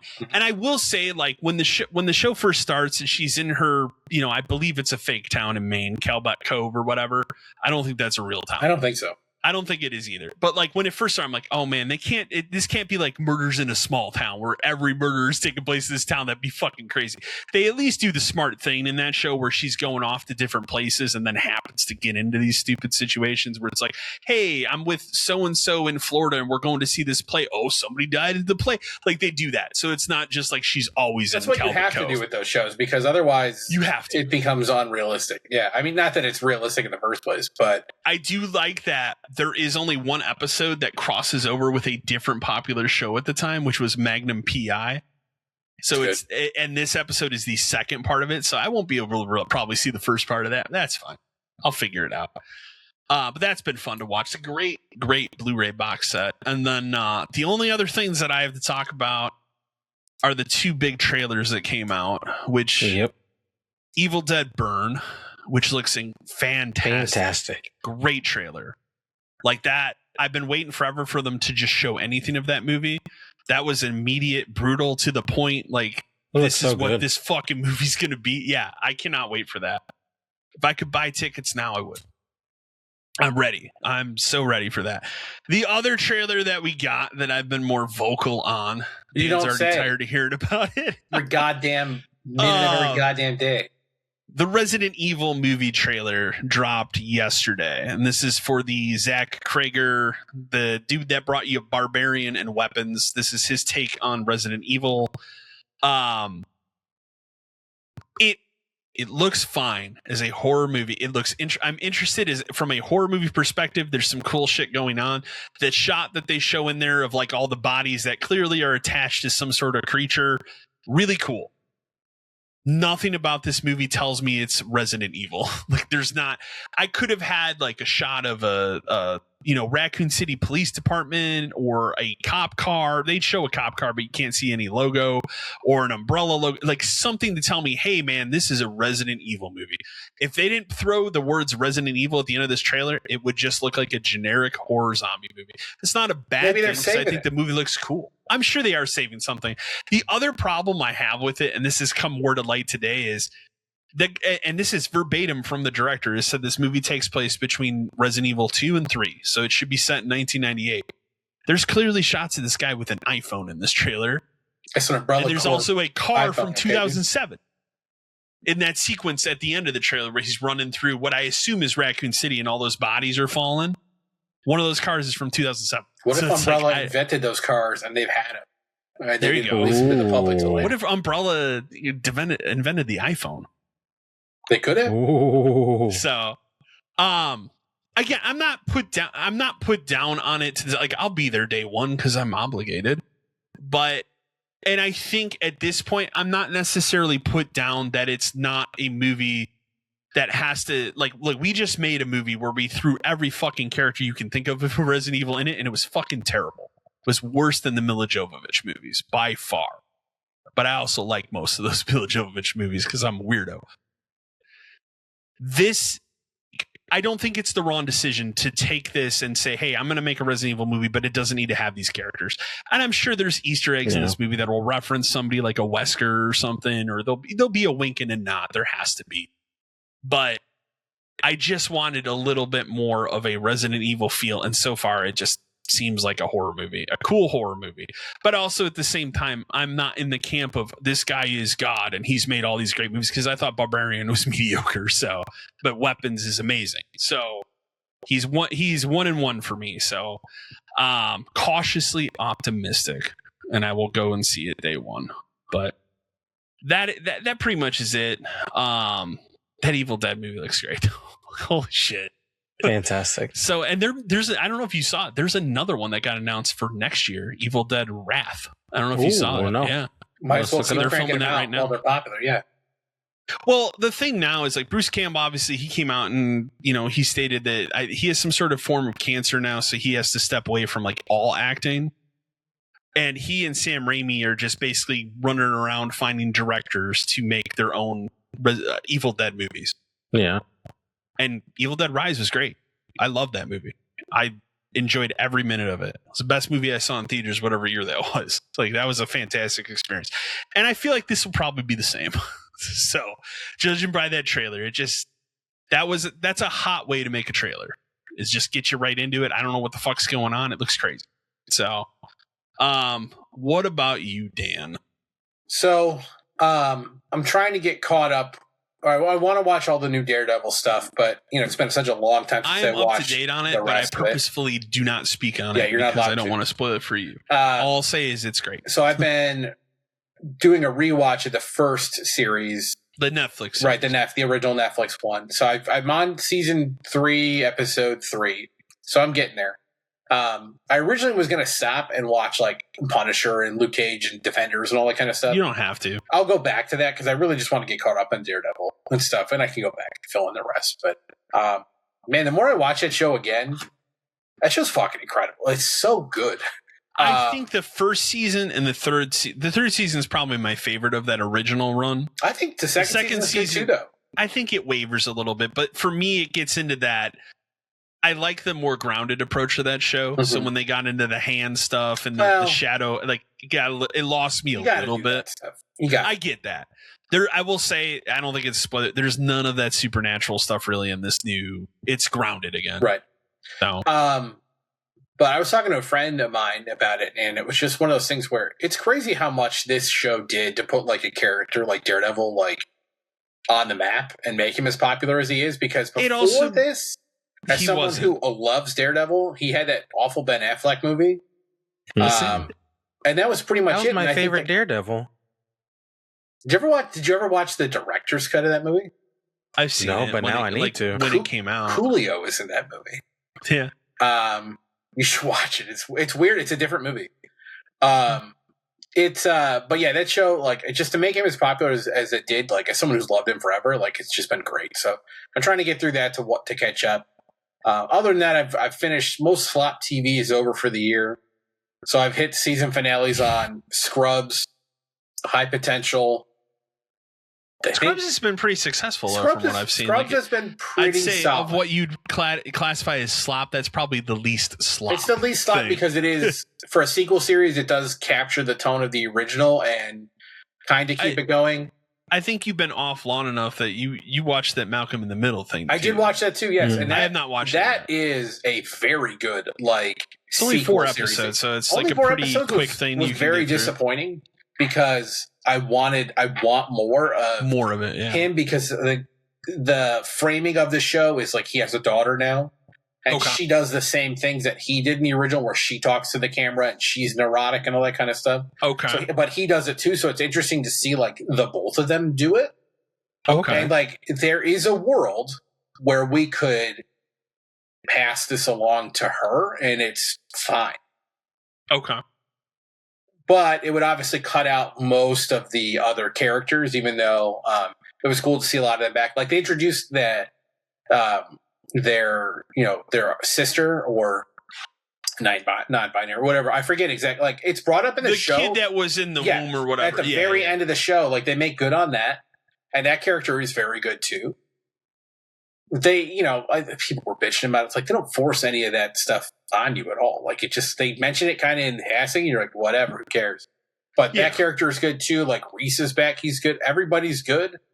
Like Hal and Lois are great. They bring back everybody else you'd want to see come back comes back. Like everyone. It's really weird. Except for they didn't bring back any of his like old girlfriends. I thought that would have been good too if they'd done that, but they didn't do that.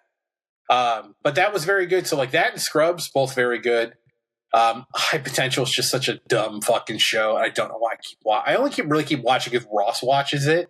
Yeah. And he wants to talk about it all the time and compare it to the French version, which is somehow even crazier as what's happening in this show. And then like Doc is bullshit. The Rookie's insane. I think there's one left of that because it's building towards something that obviously is going to go fucking sideways. So like the main cop guy that's not him and like the chick, Lucy, his ex-girlfriend who's dating the main cop guy, he's like, oh, I'm going to propose to her. So like I can already tell you what's going to happen is he's going to propose and then he's going to get shot or something. Like nothing good can ever happen to these people. Ever. No, it cannot happen. He took a fucking shotgun blast to the chest a couple episodes ago, but he was wearing like a vest, and then he gets up and walks it off. even though they told him, you have to stay in the hospital. He's like, no, I'm good. Nothing good can ever happen to these people. So he's going to propose and get shot. What happened? Will Trent is almost done. To be fair, I really like that show. I think that show is very good. It does a lot of like very good character development stuff in it that actually makes you give a shit about everyone, which is very difficult for TV shows to do. Did you catch, since we know that it got renewed now, did you catch up on Shifting Gears? Shifting Gears? I never went back. It was only like 13 episodes. Oh, was it? Okay. Yeah, the show. I never went back. The seasons are very short. They're like 10 and 13. We've talked about it. That show's garbage. For a lot of reasons, it's garbage. I'll continue to watch it just because. But for a lot of reasons, that show is not good. And most of it is the acting is very strained. I'm starting to think maybe I don't like Kat Dennings because she's terrible in the show. Like, she's very bad.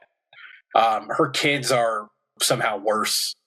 I thought the daughter was okay. She's okay, but it's overbearing because the son is awful. The son is, his character's just bad. Awful. The actor is not good. Like the whole everything about it is bad.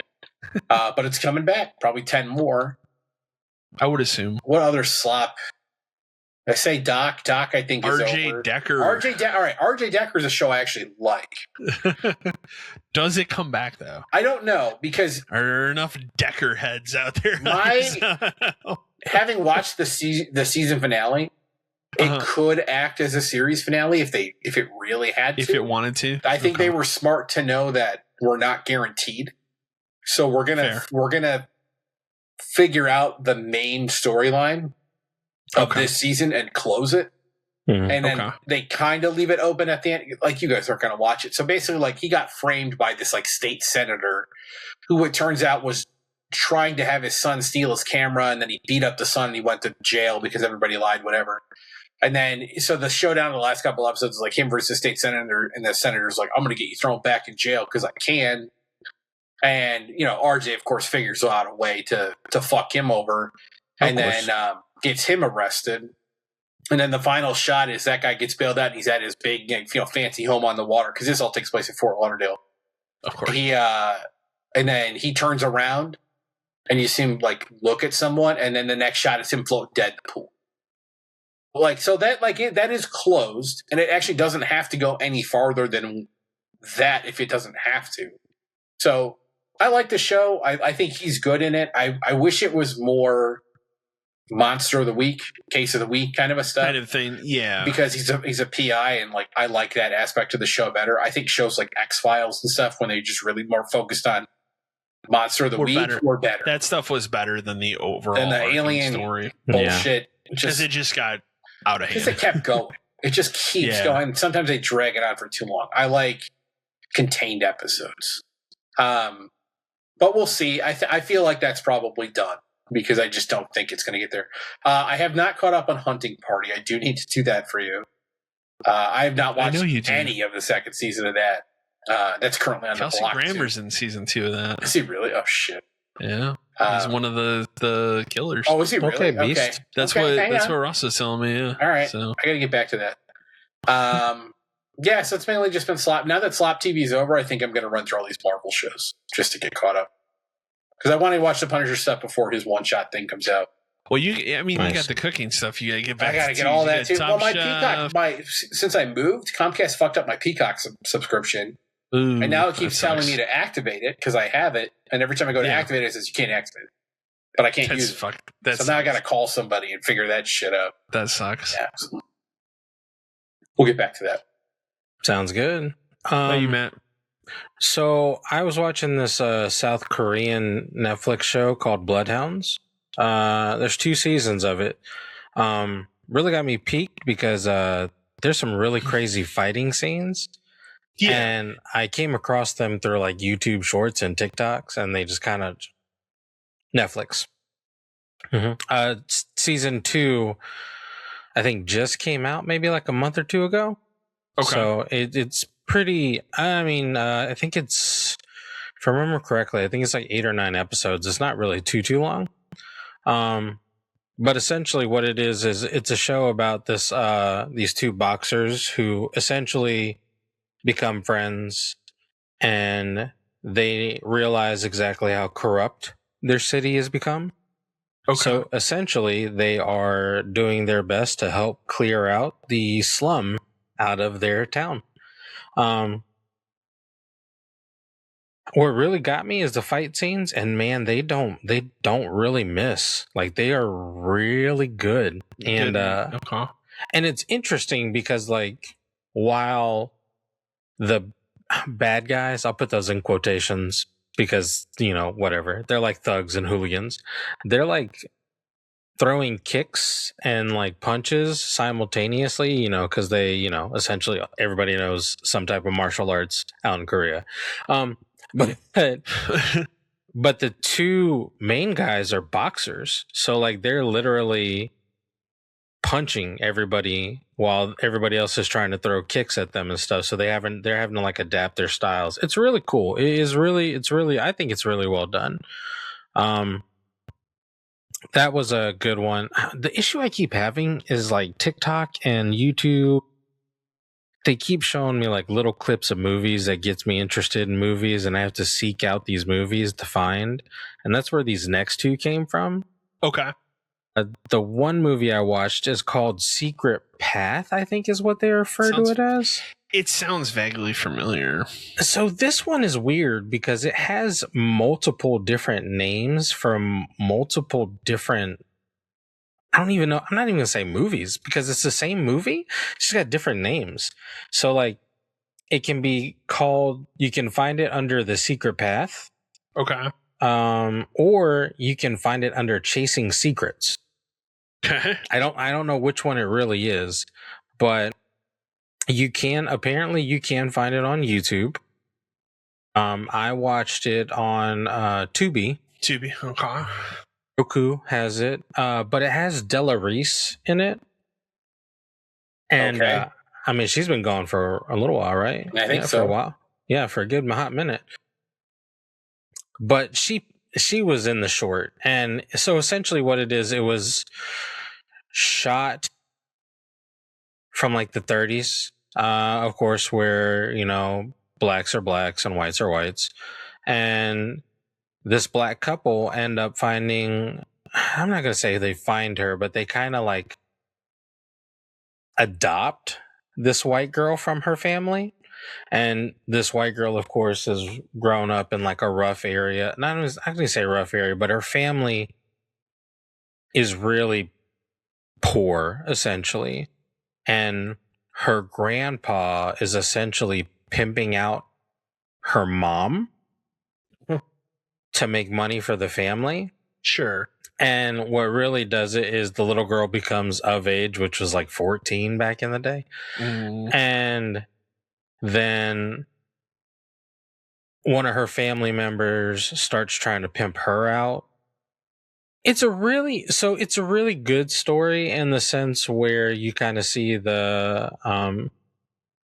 black family kind of just bring in this white child and like adopt her, and it's like a heartwarming story and how she, you know, gets out and does better for herself. The only problem I really have with movies like this, so the girl essentially leaves the city she's in when she's like 15, 16. Okay. She doesn't return back to this area until she's like, I would say in her late 30s, early 40s.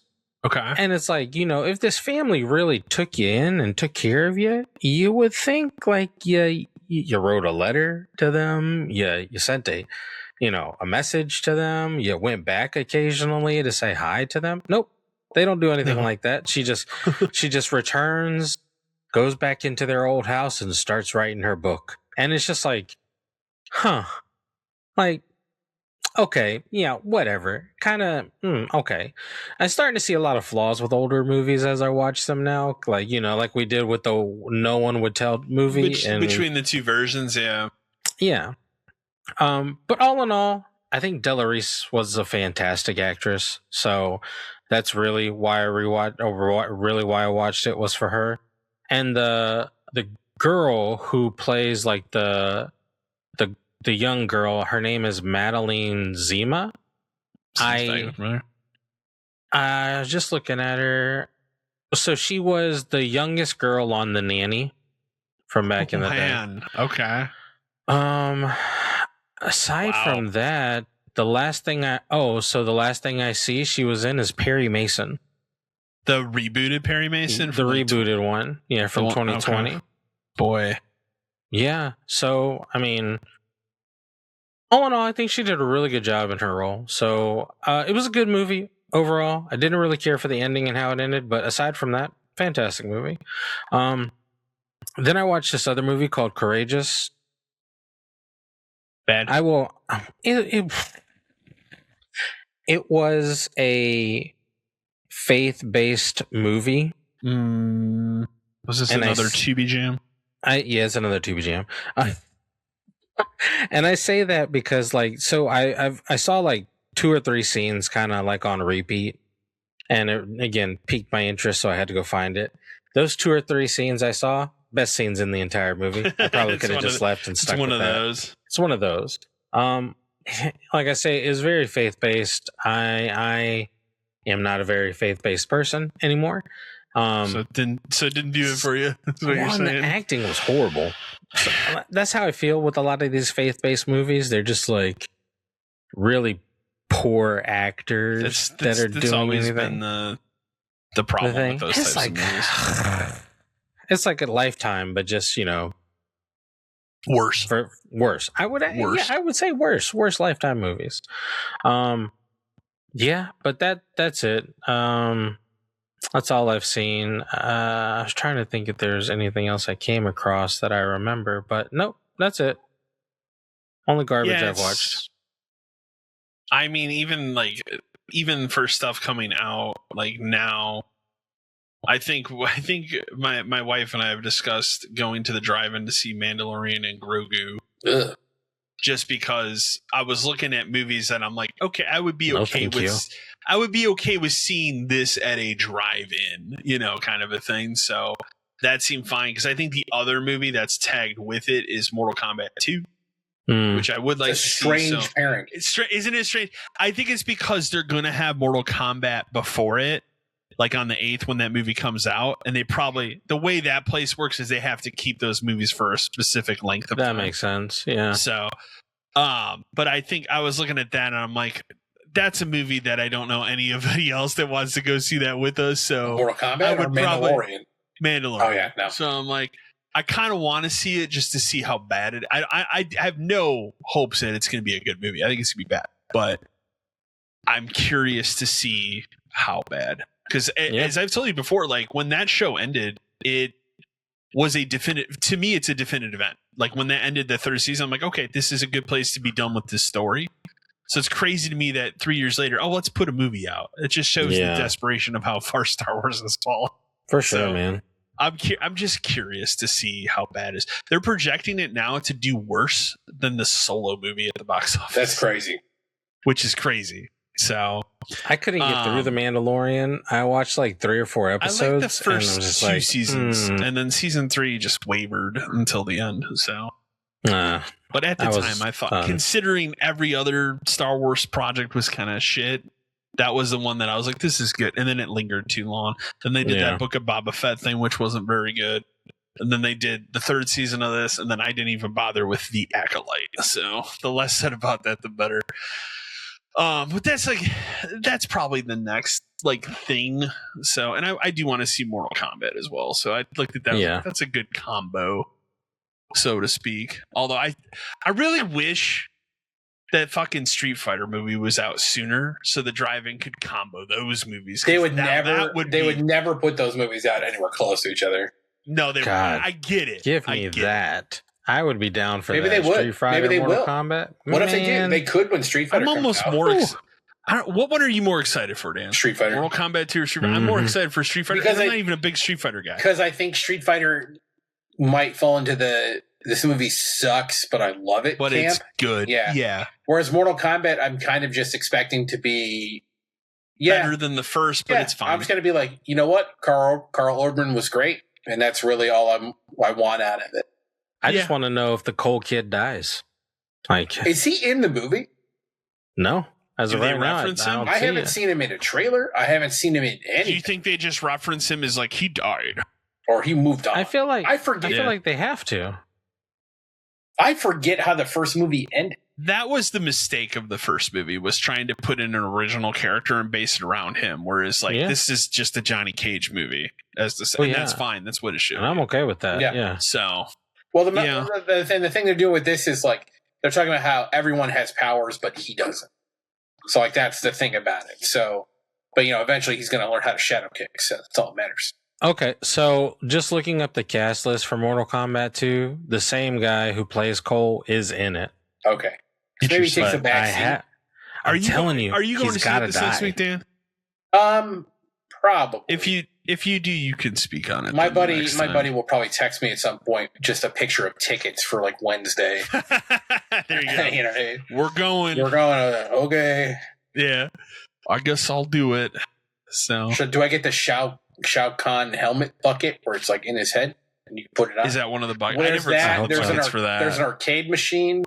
I like that. That's the level of. I'm glad I don't collect these stupid fucking things. No, I would have nowhere to put them all at all. I don't want to get more of those, so we probably will, but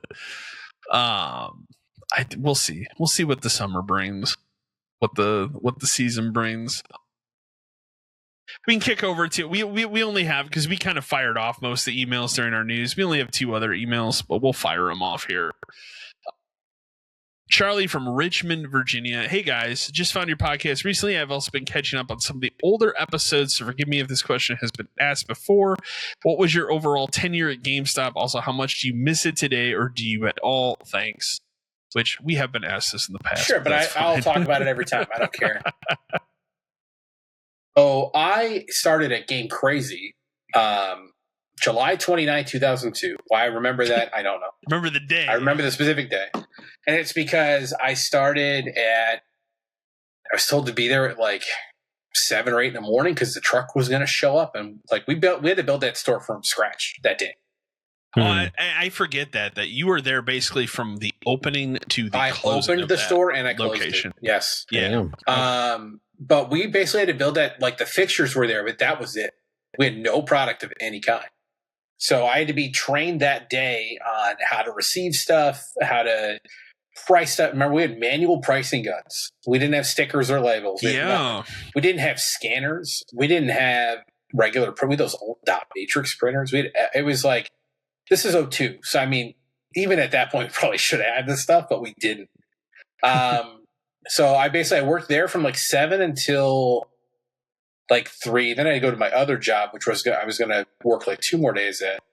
I worked from like 4 to 8 there, and then I went back and I worked until like midnight because since we were inside of Hot Video, the building was open until midnight anyway, and it was really just trying to get everything ready to go.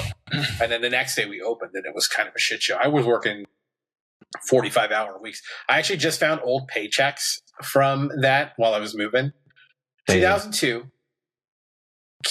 Not yet a key holder. I want you to guess what I was making an hour. $6.50. Nah, I got it exact. I was gonna say probably around that range. $6.50 an hour. Damn. For 45 plus a week for a month, because I got hired. I was 17 and I was turning 18 the next month, and the agreement was that the day I turned 18, I was getting promoted. He was like, you'll be the assistant at it. So I was the assistant manager at 18, going to college full time. But I only lived down the street, and I got to work with video games. So like Gamecrazy was so much more chill compared to like anything GameStop ever was. So I worked there, and then I worked there until October of, when did we close? 2009? Yeah, 2009. I think, it was around, wasn't it like right before Modern Warfare 2? It was right around there. So I worked there until October of 2009 and helped close the store down. Literally was like, did the clearance sale. There was only 3 of us that worked there. I packed everything up. And then for 2 weeks, I was also working at GameStop at the same time, which was really funny. And then, because what were they going to do? You're going to fire me? Exactly. You need somebody to close this shit down. What are you going to do? There's nothing they can do at that point. Yeah. They don't care. And then I worked there until I worked at that location as a third key until 2011.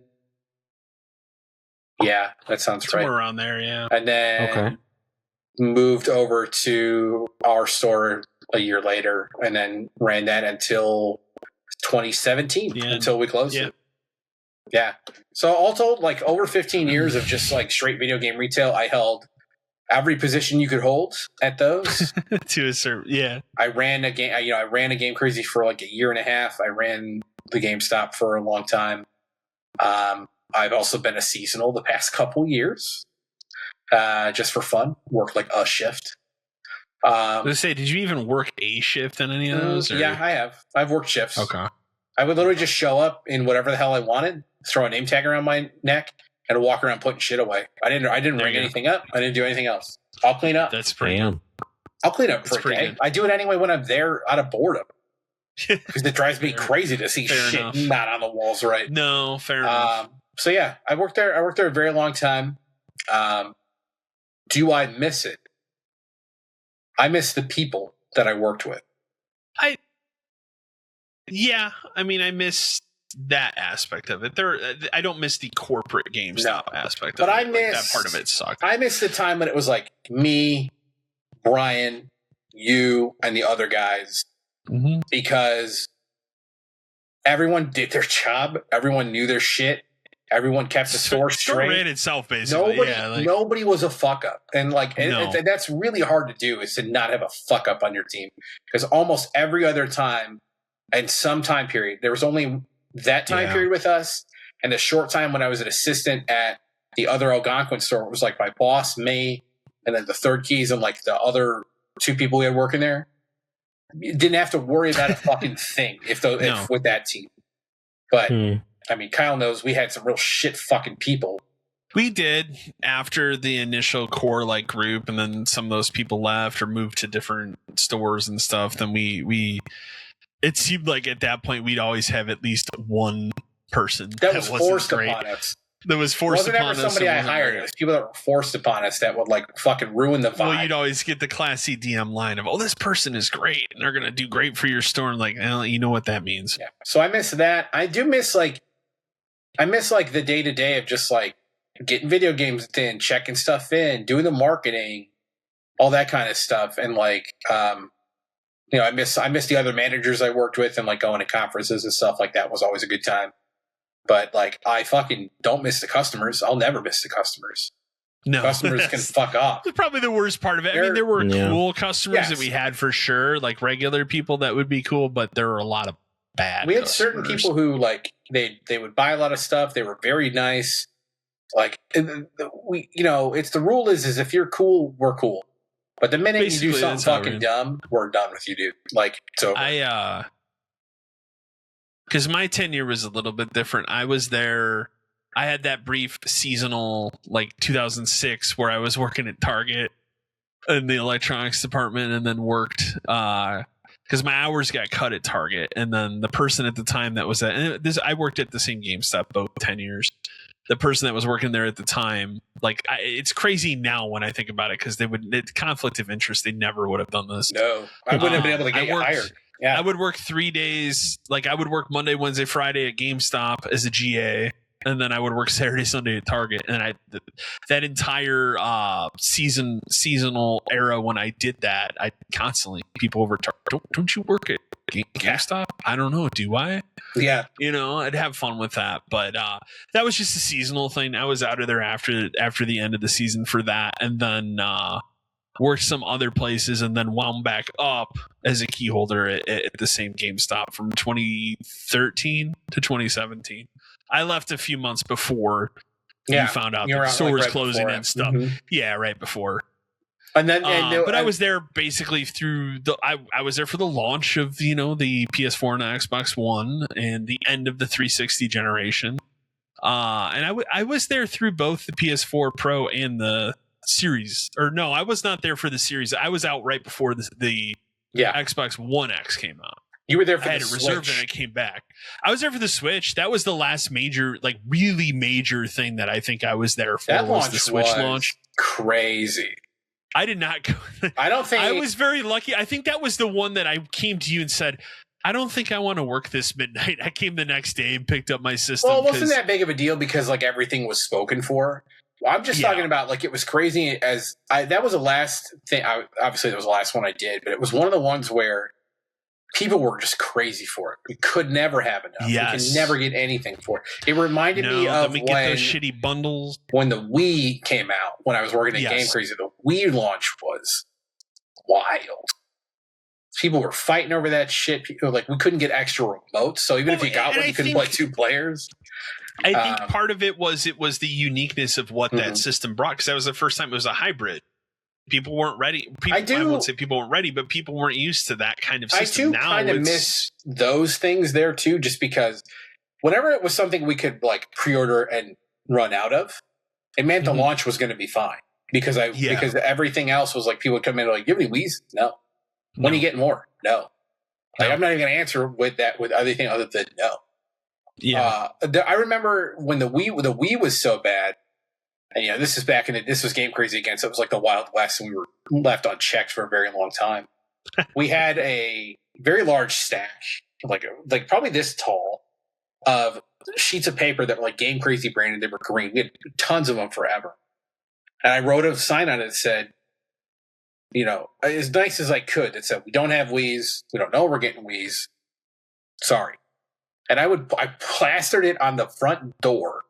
And I would see people walk up to the door, read the sign, open the door, and then ask me for that. Do you have any anyways? I would just point to the sign. I would stop talking to people. Because, like, no. Yeah, I mean, I miss Gamecrazy a hell of a lot more because it was inside Hollywood Video. So, and it was also more of a Wild West thing. Yeah, but like during downtime, I would just go into Hollywood Video and fucking hang around. Yeah, and like I would put games away back on the shelves because it's like, why not? It's kind of the same business at the same time. Like, I always thought, and I've said this before, my one thing that I never understood why they never did it: let people check out games on my site. Yeah. Like, for what was strange, the strangest thing is like we had 2 different POS systems that were basically the same in like look, but they turned off functions in ours. It's weird that they wouldn't have just branded like renting video games as part of just Gamecrazy instead. You couldn't do it because every Hollywood Video didn't have one. That's true. But you could have let me rent them out. All the money went to the same pool at the end, and it would have made more sense. Yeah. Especially since when we sold, if you bought a new console with us, like we bought an Xbox, we gave you a coupon sheet for free rentals at Hollywood Video for a year. You got one a month for a year. And if you bought it at the right time, you get extra because I would give you last year's and this one. So you could get like up to 16. They eventually got rid of that because, of course, we didn't take cash for a long time. That was fucking great. Or we didn't give out cash for trades. Give out cash for trades. That was all just store credit. Incredible. People would come in and be like, yeah, they put their games on the counter. Yeah, can I get cash? No. What? We don't give cash for trades. GameStop does. Fantastic. It's actually down the street. If you go out here, you take a left, it's right there. Like, what the fuck do I care? Get out of here. That's pretty good. That would lead to a lot of... Didn't you say they gave more, too? A little bit we more would get more credit. We would get more credit.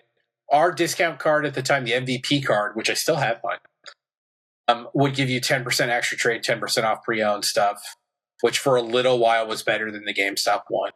Did they ever fluctuate that at all, or it was always the same thing from the time you were there? I don't remember it changing.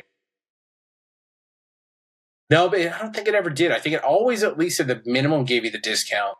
Was there any kind of... We had magazines for a while. I was going to say, was there a magazine tied to it? What was it? So, a funny story about that. For a while, it was you got to pick. You had to pick from like 1 of 5. And it was like Nintendo Power, great choice. OXM, great choice. There was a PlayStation 1. There was something else. Because it was all like zip probably date. The PlayStation equivalent of OXM. There was something else, but then one of them was Maxim. So you could pick Maxim if you wanted. Fine, whatever. We all know what Maxim magazine is. Yeah. At one point, they would rotate these magazines sometimes, like depending, I guess, on like whatever contracts were. It's probably with whatever distributor deal. What was EGM? We had EGM for a little while because we had Zip Davis stuff. So that was cool. That was always like the number one. Yeah. But then at one point, that wasn't an option anymore. And what they did was, if you had EGM as your monthly magazine, it got auto switched to Maxim. God. Ooh. So I would get parents who came in. Timmy got his magazine and it's a Maxim. It could be addressed to like the kid or whatever. Yeah. And why am I getting this Maxim magazine? I'm like, oh, hang on. Hey, you got to call this number. And then you'd give them like the customer service. And I was like, I have no control over that. Yeah. We had very little control over most things. Although I don't know if this is common knowledge from people who ever worked in a Game Crazy. You could edit whatever you wanted. There was a way to get there. So the way our system worked is there was like a top level menu, and then you would go into a menu, and then from there you'd go into the POS. Right? Sure. But if you backed out of the POS to go to this like mid-level menu, most of the stuff was like locked. I think that's where you did like receiving and some other stuff, but you could go in and like find a game in there and go into like info about the game. Stuff you didn't necessarily need to see, but it existed, right? So it'd be like the cost of the game for the company and what we sell it for and all this other kind of stuff. There was a way on that menu, and I cannot remember how you do it, but I could maybe if I ever had access to it again, I could. You could get in there and you could edit the prices by yourself, and it'd save. It would save your thing, and it wouldn't reset it until the next day because our systems downloaded at night at like 10 o'clock or whatever, and then it would upload in the morning. So you could fuck with anything you wanted. And I did one as a test once. Because I was like, if I do one, I could play it off as an accident. And it was like for a game no one would ever buy. And it was a game that was like $3 and I made it $1. And sure enough, it worked. So I was like, well, that's pretty bad that exists. Yeah. But I don't think really anybody, if anybody ever abused it, I'd never heard of it. There was only one thing I ever heard of that somebody abused, and this was a big problem that eventually got fixed, was you could pre-orders on our thing, like give us $5 cash, $5 credit, whatever. Your credit balance wasn't on a card like GameStop. It was actually on your account in the computer. But it was only good at that location because our systems were not linked. And the closest one was like 45 minutes away anyway. So odds are you're not going there. There was a time where, let's say you had $20 down on a game, right? And you're like, oh, I want my money back. So you go in and you hit F1 to refund or whatever it was, and it would come up with like 20 in cash, and you hit F5. Sure. Okay, whatever. Yeah. What if you typed in a different number in that box? And what if you typed in 40? And what if you hit... And then pocket the 20? And what if you hit enter and it worked? Because what if the computer didn't see that as an error? Because it wasn't counting it as being changed or wrong because the money would match up.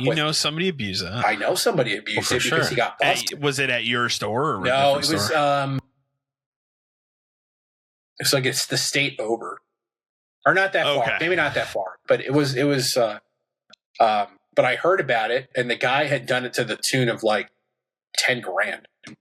Oh, cow. And he eventually, and from what I heard, that's a large enough number that somebody. And from what I heard, and who knows if it's true or not, when they busted him on it, because they busted him at the store, he basically told them, "I'll return the money, and I'll teach you what I was doing and how to fix it." Because they didn't know what he was doing; they just knew that stuff was wrong. Okay. And he said, "I'll teach you what it is, and I'll show you how to fix it," because apparently he knew like how it could be fixed. As long as you don't like prosecute me, from what I heard, that was the deal. Is he paid it back, they fixed it, and he got fired. He got a deal on that. Well, maybe he was smart enough to know that he could fix it. But yeah, Game Crazy was just wild, man. I'm trying to think of other stuff that happened there. That I missed that store a hell of a lot. We had interactive setup where we could change the stuff out and play whatever we wanted. Yeah, we can't really do that. Which is why you'd have to have a person come in. And, which is why I played through games like Clock Tower 3, Resident Evil Dead Aim. Well, you also probably had a lot more downtime at that place than we would at game. I mean, I had more downtime there, even considering I was inside a Hollywood Video, than I ever had at GameStop. Yeah. We would get a lot of foot traffic, but not everybody would buy stuff. Our big problem was we were by the movie theater, so we had a lot of shitty kids coming in like Friday nights. And I'd have to kick them out. I can see that. We had that problem at GameStop with the shitty trampoline place when that opened. So yeah, what happened? What was good was over time I got to be friends with this like local cop who would come in. He would rent stuff from the Hollywood all the time, and he would buy stuff from us, and we were cool. And he's like, if anything ever happened, just call me. And he would come in like plain clothes, and he would like follow these kids around and wait for them to make a mistake. So that was good. It's good. Yeah, and he always got a discount. That's weird. Weird how that works. You want to know a crazy thing from the original Game Crazy? I don't know if I ever told this story too. When I first started there, trading in, if you traded in a system, I don't know why this is. They made us take your social security number. What? And not only that. That's fucking crazy. Not only that. This is probably for a couple years. Not only that, we had to write it down on a piece of paper. What? In a book, like in a binder where we would keep them all. So for a while, I had a binder with people's names, addresses, phone numbers, and social security numbers. How did they pass that off when they finally were like, you don't do this anymore? Did they make you get rid of that binder? Or? Yeah, we were told to shred it like every 90 days crazy. Or whatever it was. But for a while, there was. Did you ever have anybody that was like, I'm not giving my social security? And I would tell them, I would be the same way. I wouldn't do it either. But I would tell them, I'm like, look, man, all I know is I have to take it. You don't have to take that. It's not up to me. Like, I'm not going to. That's crazy. Yeah, that was wild. Oh my God. This is early on. Early on, things were very different. Because everything was still very new. We were the first location. Well, you're going back to 2002. I'm going back to 2002. We were the first location, like, in our state. We were the first location that was east of, like, Vegas. So, like, this whole thing was, like, started up only a couple of years before. It was, like, a brand new thing, and everything was, like, really fucking thrown together. When we received stuff that first day, I think I've told this before, but, like, we didn't have scanners. We didn't have lookup. We had nothing. So what I had to do was I would go to a DOS prompt. Our thing I ran on DOS for a very long time. And I would have to type in like PV-NIN-Super Mario Bros. 3, enter. And it would just add it to this line. And you had to type it correct, because if you typed it incorrectly, it either A, wouldn't take it, or B, would assume that the way you typed it was correct. It would add it to the system incorrectly. Also, that had a line limit that no one told me about. So eventually, I'm going through just like a cardboard box full of random shit, typing this stuff in, and I hit the line limit. And what happens when you hit the line limit? It deletes all of it. Start over. There were many games in the system that were spelled wrong forever. Makes sense. And you could never get them fixed for whatever reason. There was a game, I remember specifically, there was a Game Boy Advance game that came out called Sega Arcade Gallery or whatever. And it's in the system, it was called the Yu Suzuki Pack, because that's the guy who made all of the games that were in it. But that was not written on the box anywhere. So no one would be able to put that together unless they knew. And you couldn't just scan it because it didn't scan. And then eventually, one day, 2 years later, it's changed. We used to have to do inventory by hand, which would literally mean printing out the list, all of us sitting around, going through everything, tick, tick, tick, tick, tick, tick, tick. Our office was in a chain link box that was not secured to the ceiling. So if you shook it hard enough, which my boss decided to do one day after he'd had a little too much to drink, shit would fall off of the walls, including multiple GameCubes. One day, one shelf collapsed under the weight of Xboxes and cracked in half. And as it fell, another bad part of our store being the first one is it was built incorrectly. Things were not put where they were supposed to be. They were attached wrong. It was like a rush job. So this sounds like my house. The fluorescent lights were attached to the shelf that cracked in half. So when it cracked in half and it fell, because it was just held up the brackets of the slat wall, it ripped the line of lights off the wall. Jesus. And I knew this because I was coming home from school one day, like college, and I would always stop in and visit because it's next to my house. And I pulled up, and I remember pulling up to the space right in front of the door and looking and going, man, it looks really dark in there. And then I opened the door, and I'm like, what the fuck happened? And he goes, and the guy who was working was my buddy at the time. I got him a job. He's like, I literally had just stepped out from behind the counter, and then it happened. He's like, if it had happened 30 seconds earlier, we got hit in the head with an Xbox. So that took months to get fixed. That was like the night when I don't remember who the other person that was working with me at the time. When the ceiling tile, because we were both putting stuff away. It was the end of the night, and literally we were on either side, and that ceiling tile fell like after I walked underneath it. But yeah, it just shattered, and I just remember looking at the other person where I'm like, damn. If that would have hit one of us, that guy, like that landlord would have been fucked. Yeah. I'm trying to think of other game crazy stuff because I have a lot more nostalgia for that place. I mean, obviously GameStop, like we met there and like all my best friends, we worked together. I still talk to people that I still have a friend that still runs a store. God bless her soul. Yeah, Game Crazy was crazy. We sold Zoods at Game Crazy. That was weird. Pretty good though. That's where I got a lot of rare Nintendo, Super Nintendo, 64. But that was of the era where nobody cared. Nobody cared. There was a level, but not like for an incredibly long time. We had a bin of 3 for $15 retro titles, and it was just like it wasn't just sports; it was just stuff. And like people would trade stuff in all the time. Yeah. We were like the only store. Oh, and the important thing was we took retro. GameStop didn't anymore. This is after they cut it off. So if they went to there with it, those guys would send them to us, and it was great because we would get all kinds of shit. I once had a guy bringing a box with like 300 to 400 Atari games in it. And Atari was something we didn't take because a lot of it's worthless. But he had all of it, and I was like, "What do you want for it?" And the guy's like, "Oh, I don't know." And like I went out to his car, like looked in his trunk, and he's got it's fucking packed of Atari stuff. Yeah. And I'm telling this guy, please just say like $100. Please just say like $100. And then he was like, "I don't know. I guess I'll have to go home and look it up." And of course, I never saw the guy again. But that's how I got a Saturn. That's how I got multiple rare games. Nice. And then how you got Panzer Dragoon? I got that for $10. I got multiple Sega CDs off of one guy for like $30. That's good, including 32X stuff. Because I was asleep, and my boss called me. He's like, "So what are you doing now?" I said, "I was asleep." He's like, "You need to come over here." I'm like, "Why?" He's like, "Get cash and come over here." And I'm like, "Okay." So I dragged myself out of bed and hopped in my car and drove over there, and the guy's there, and I look in the box. I was like, "What do you want?" The guy's like, "I don't know, like $30." And I said, "Done," and gave him $30. Hey man, if they tell me the price, it's not ripping them off. Yeah, no, it's not. If they ask me the value, I will tell them the value. But if they give me the price, that's the price they set. I agree. Yeah, I mean, I could talk about Game Crazy all day. It was so great.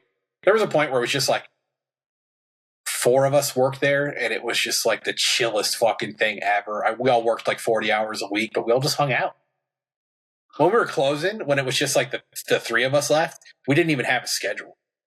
It was like, "Who's working tomorrow?" It's like, "I'll do it."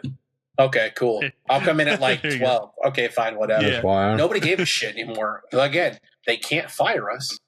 And I think I've told this too. This will be the last thing I say. When we were closing doing the clearance, we hid a whole bunch of shit under a shelving unit in the office because you could lift the bottom up and there was like a space underneath it. Because they would come in periodically because it wasn't Game Cruiser or Hollywood doing the clearance. They hired a company to do it. You know, you see those guys on the street that like have the signs that are like, "Everything must go," whatever. That's a company that does this. Yeah. So they would come in every so often and make sure we weren't hiding stuff, but we found a good spot. So I ended up getting shitloads of like Cube and Wii stuff for 70% off by the final day.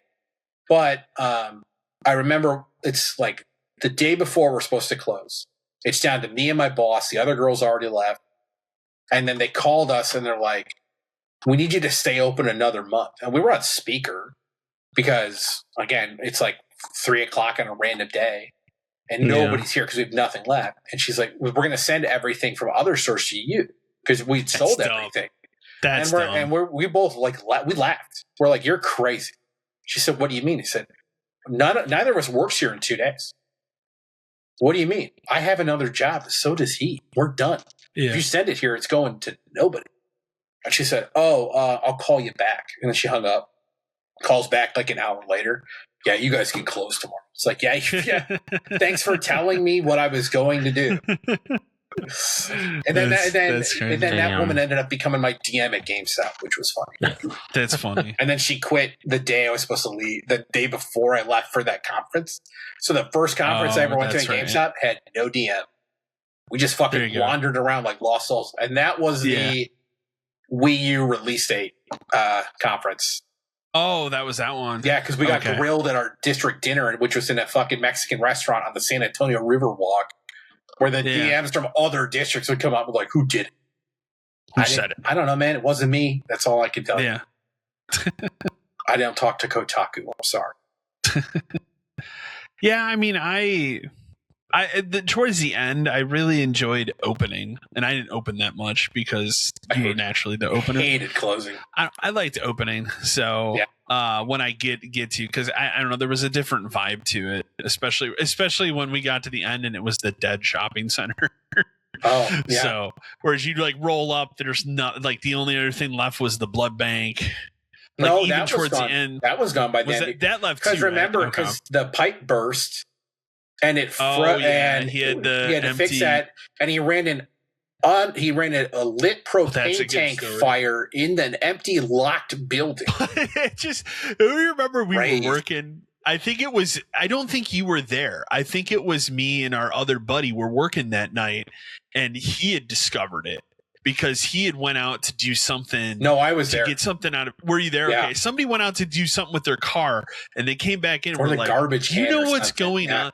Yeah, and it was like, do you know what's going on next door? And you're like, no. You need to go take a look at this. And I remember you went over there, looked at it. It's one of those things you would buy. It's an open at a hardware store if you were going to cook fry a turkey on Thanksgiving outside, and it was hooked up to a propane tank and on.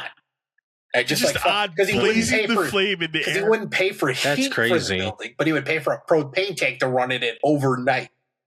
And I think what did I do next? Did I go talk to him? I might have went. You went down. You had to go talk to the guy because that was ridiculous. Because the door was locked.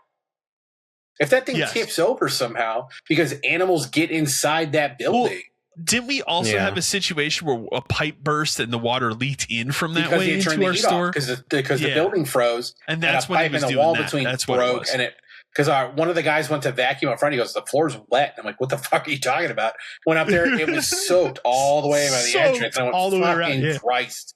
Luckily, it didn't touch anything, but then how many times we get birds in the store? All the time. It would happen so often. The alarm company would call me, and I would tell them in the middle of was it the door alarm? No, turn it off. Yeah. No, but the funny part about the propane tank was my uncle at the time was like he worked for the fire department in the town, and he was like a fire inspections officer. So I called him up and was like, "Boy, have I got a job for you." And he came down, he ripped that guy a new one. Damn. Not that we should have stayed there, but the reason we eventually got not renewed, we'll say, was we pissed that guy off too many times. Too much. He was tired of us fighting back. Mm-hmm. Yeah, he was a scumbag though, but we had fought back too much at that guy. We didn't pay him rent for like 6 months. Yeah, there was a good 6 month period where the company was not paying him rent. I was surprised I even got him to do that. Well, I want to say, too, that the year that the store closed, the other thing that fucked the store was at the beginning of the year, we had the heat situation when we had the space heaters, and that also counted against the store. That counted against my profit and loss to the point where he tried to argue that we didn't make money. I said, "You're out of your mind if you're trying to put that on me." It's not our fault. I fought my DM about it. I said, "That's crazy. I did everything I could to get the heat turned back on. Yeah. Why is it my fault? Run it like it's my business. If it was my business, the heat would have been turned on the same fucking day." Shit. That was a great turn. I would have been pussyfooting around talking to this guy and being nice and all this other shit. I would have got it fixed, and then I would have sued his ass for the money. Yeah. But no, they were more content with renting giant fucking heaters for 3 days and leaving them running. Because I remember I went in the store that one morning and I was like, "It's cold in here," and I look at the thermostat, it says 54. And I said, "Today's going to be a bad day." Damn. Because it was like middle of January. Mm-hmm. It was like 54 degrees so in the store. I had to be fair, we kept that store chill, but not that cold. Not like that. We all wore sweatshirts all day. That was against dress code. And I told them, "Too bad. It's 54 degrees. Well, that was also this. Don't you remember too? There was the thing where the AC broke And he sent And he had over a a lawn landscaper guy, to fix it. a landscaping guy to go up, and the guy was going to like remove a part from a different one. That's why the pipe burst, is because he harvested parts from other units on the roof, from empty units, to try to rebuild ours, and never did. Man. And in the process, it leaked forever. And then they would get angry at me when I didn't have ceiling panels in the ceiling. Yeah, dude, because it leaks. There is a video, and I'd have to go dig it out. Have you seen? No. There is a video on YouTube. I have that. No, there is a video. I have that too. There's a video on YouTube, and I'd have to go digging it out again, where there were some people, like a local urbex thing around here, went and explored that building right before they bulldozed it down. And man, some of that was in, like, I had no idea, like the China buffet, how bad it was down there at the back and shit. Why you don't eat that China buffet, dog? No, so I mean, that's all. The thing is, it's all gone now. Like, it's all bulldozed down. It's all overpriced housing and overpriced restaurants. Jimmy John's is still there, but that building, I think that building's going to be the last one to torn down, because there's a building down that like side street. Like, if you're going to go down like where the Buffalo Wild Wings is and go out the back way of that road, there's a strip over there where the Jimmy John's is moving. So my thought is they are going to finally move it. They're going to move it, but it's still in the same area, but it's on the other side in a new building. So my thought is they're building everything around this, because they're using that middle building as the leasing office. And as soon as everything's done, they'll rip that down and put in a fucking palace fountain or some shit. At this point, it's an eyesore to all the new stuff that's being built. Yeah, so it's do something right. Really sticks out in the middle. Yeah, it sticks out now in a way that it didn't, 10 years ago. So, we can move on. Yeah. Hey, but if you talk about that forever. If you have any more specific Game Crazy or GameStop questions, please ask, because I could talk about it all day. I fucking love reminiscing, man. Our last email comes to us from Casey from Boehner, Maine. Hey, 572 crew, more of a movie TV question here. What's a TV show that you absolutely love that other people would be surprised to know or maybe wouldn't love nearly as much? Thanks. The easy answer for me is Dark Shadows. That's a great one. That's a great one. I have actually still to this day not seen the entire thing through. The reason for that is because when I was watching it through from the beginning, and that the thing you have to remember about that show, it was a daily soap opera in the 60s, so it ran every fucking day. There's over 1,200 episodes. I was about in the 800 range. It was all on Amazon Prime, and then they took it down. So it's not streaming on anything. I have it. I have it all. I have acquired it. I would love to sit and go back and finish it, but it is not, I've already tested it on the server that I run. It is not one that automatically labels things, so it would be a fucking nightmare. I would have to manually edit 1,200 plus episodes, and I don't feel like doing that. So that's why I haven't done it. But the easy answer would be Dark Shadows. It's fucking crazy. I would consider it like the closest thing to what I would probably liken to like anime for me. Sure. Yeah, it kind of storylines are just so batshit crazy. They go forward in time, they go backwards in time. They discover a stairway in that castle that can do that. Like, it's fucking wild, that show. That would probably be the easiest and most obvious answer I could give, would be Dark Shadows. So, and I've read they did a comic run in 2011 that's really good. I was at a bookstore today actually that has there are different books that run, like the actress that played the witch lady that curses Barnabas. She actually wrote like the entire backstory of that character. It's a novel. I discovered that today. I was like, oh, I should get this at some point. So that's pretty cool. But that would be easier. And also the Tim Burton movie is garbage. Don't watch that. Yeah. It is a fucking travesty what that movie is. So I'm trying to think of like what is like a surprising show that I love, that like, because I feel like there are fandoms for this, like some of the weirder stuff I watched. Like, I love that Early Edition show a lot, like the newspaper show.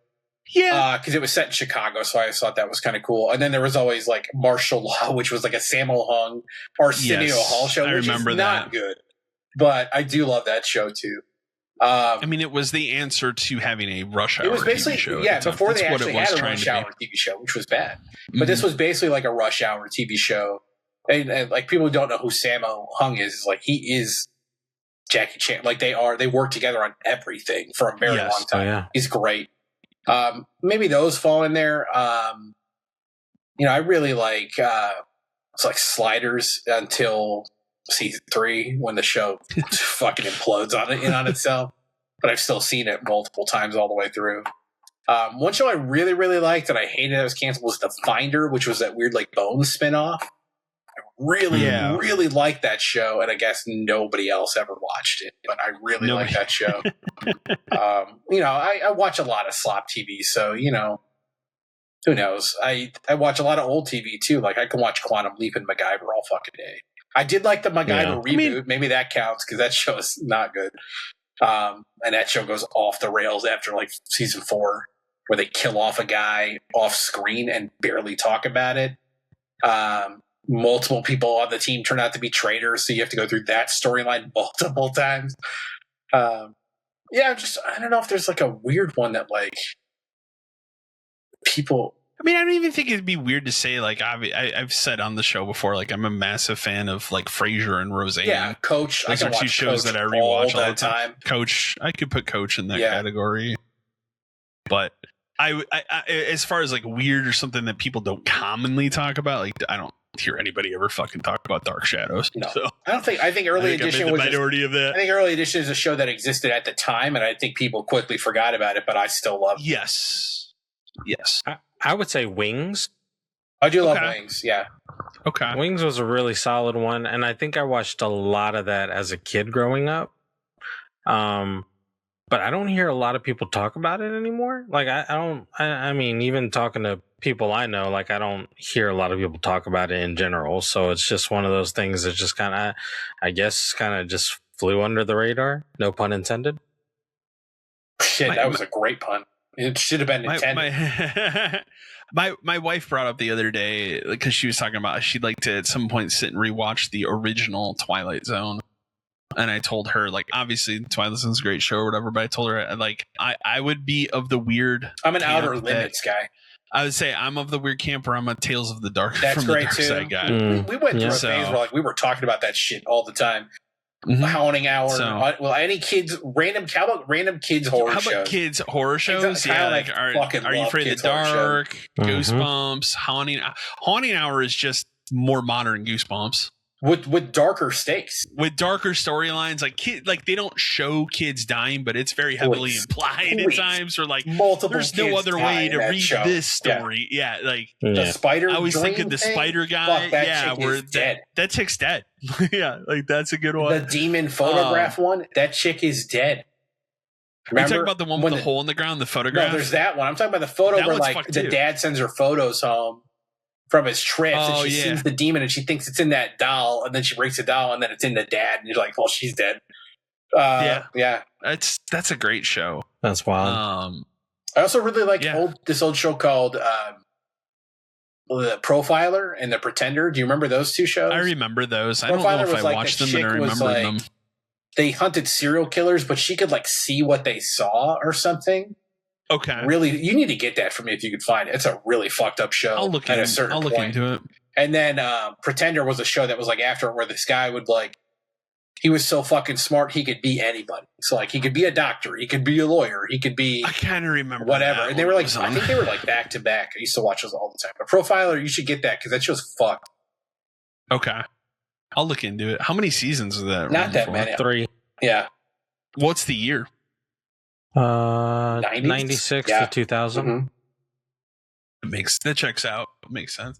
I tell you, I'm a huge fan of the 2000 to 2001 Fugitive reboot with Tim Daly that nobody talks about. That's a great one nobody talks about. That's the only one I ever bring up because I'll never know who shot him. I'm looking to see. Day, still want that answer, man. I'm looking to see quick if I can find any more that are like weird one-off things. Weird one-off I watched and was nobody. Like, why didn't it come back? Nobody speaks of anymore. Yeah. You know, kind of a thing. Like, no.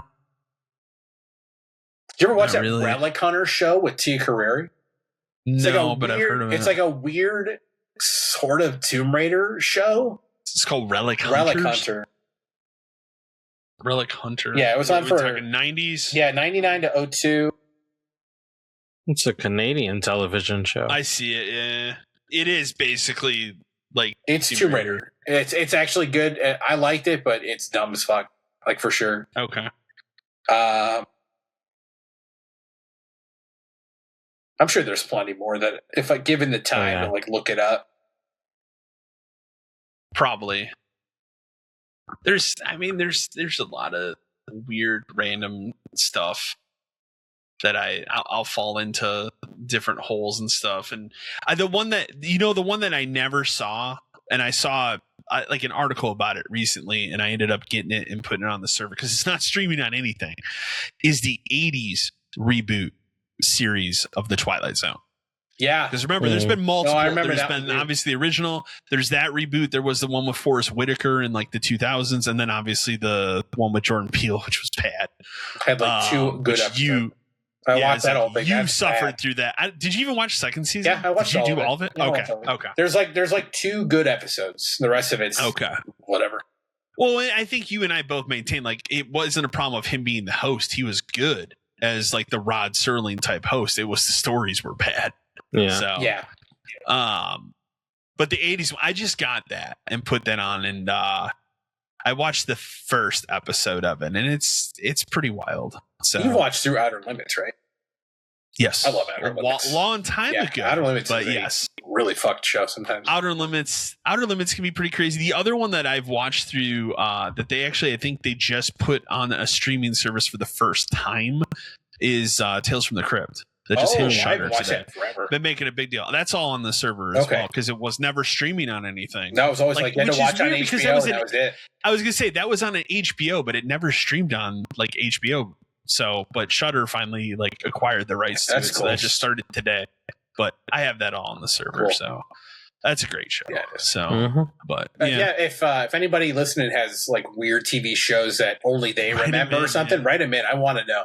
I love this weird 80s or 90s like one-off, even the 2000s stuff. Where it's like it had like a season and it's like your favorite show. What was that other R.L. Stine one? And I think I ended up getting it. It was from like the early to mid 2000s, but it had a lot of famous actors in it. Like that are famous now, like the one brother from Malcolm in the Middle had an episode and like stuff like that. I'm trying to remember because there is another one I can't remember. I'm looking right now because I have the thing up here. So what's the name of it? Was R.L. Stine something? What's the name of the one that Henry Rollins hosted? Night Visions, is that it? Night Visions, yeah, that's a good one too. That's got some real fucked up stuff. You know, this actually just made me think of one other show. I got to look up the name of it because I don't remember exactly what it's called. But I watched the whole thing. I think I watched the whole thing on YouTube. Street Sharks? No, not Street Sharks. I never really watched Street Sharks. I watched the Mighty Ducks. Here's a good. So the one thing that I have that's kind of cool that I have on the server is I got a lot of forgotten 90s cartoons that are just not streaming anything. Like, how about Pirates of Darkwater? I barely remember that. All right. The R.L. Stine show is called The Nightmare. Okay, that's it. Oh, yeah. Mm-hmm. So this thing I watched, this is like a mini series on Sci-Fi, but I watched the whole thing on YouTube. It's called The Lost Room. I think I talked to you about this. It's like Control vibes. Okay. Objects have power. There's a motel. Like, you could tell me that the guys who wrote Control watched this show and were like, we could do something like that, and I would believe it. That's how like when I was watching it, I was like, holy shit. But did you see It's called The This is like over a month ago. Did you see that Remedy put out a tweet of a like picture that's, if you decipher whatever the puzzle is, it's supposed to tell you what the release date of that game is this year, and nobody's figured it out still? No, I didn't see that. That's cool. Yeah, it's like a picture. I want to say it's a picture of like a flower or something. They always put like hidden but codes. Nobody's figured it out yet. That's cool. They just put out a new thing about that game today. I will say, like, the more footage they show of that game now, it's looking smoother than the original. Oh, like, man, because when they showed it, I'm like, boy, this is gonna be like Control 1 on PS4. PS4, baby. It's looking much better. Good. So it's looking like they're smoothing it out. That's actually a game I should probably play next to get. I plan on doing that this summer. Is replaying the original. I'm going to do that PS5 version of it. Yeah, because I never played those 2 DLCs. I didn't either. So, and then you should do that and then play Alan Wake 2. Yeah, you get that at some point. Mm-hmm. You play Alan Wake. Alan Wake 2 is great, crazy game, great. So that's going to do it for this edition of the podcast, though. As always, send your emails to podcast572@gmail.com. Otherwise, thank you for listening or watching. Thank you, everyone. Stay safe.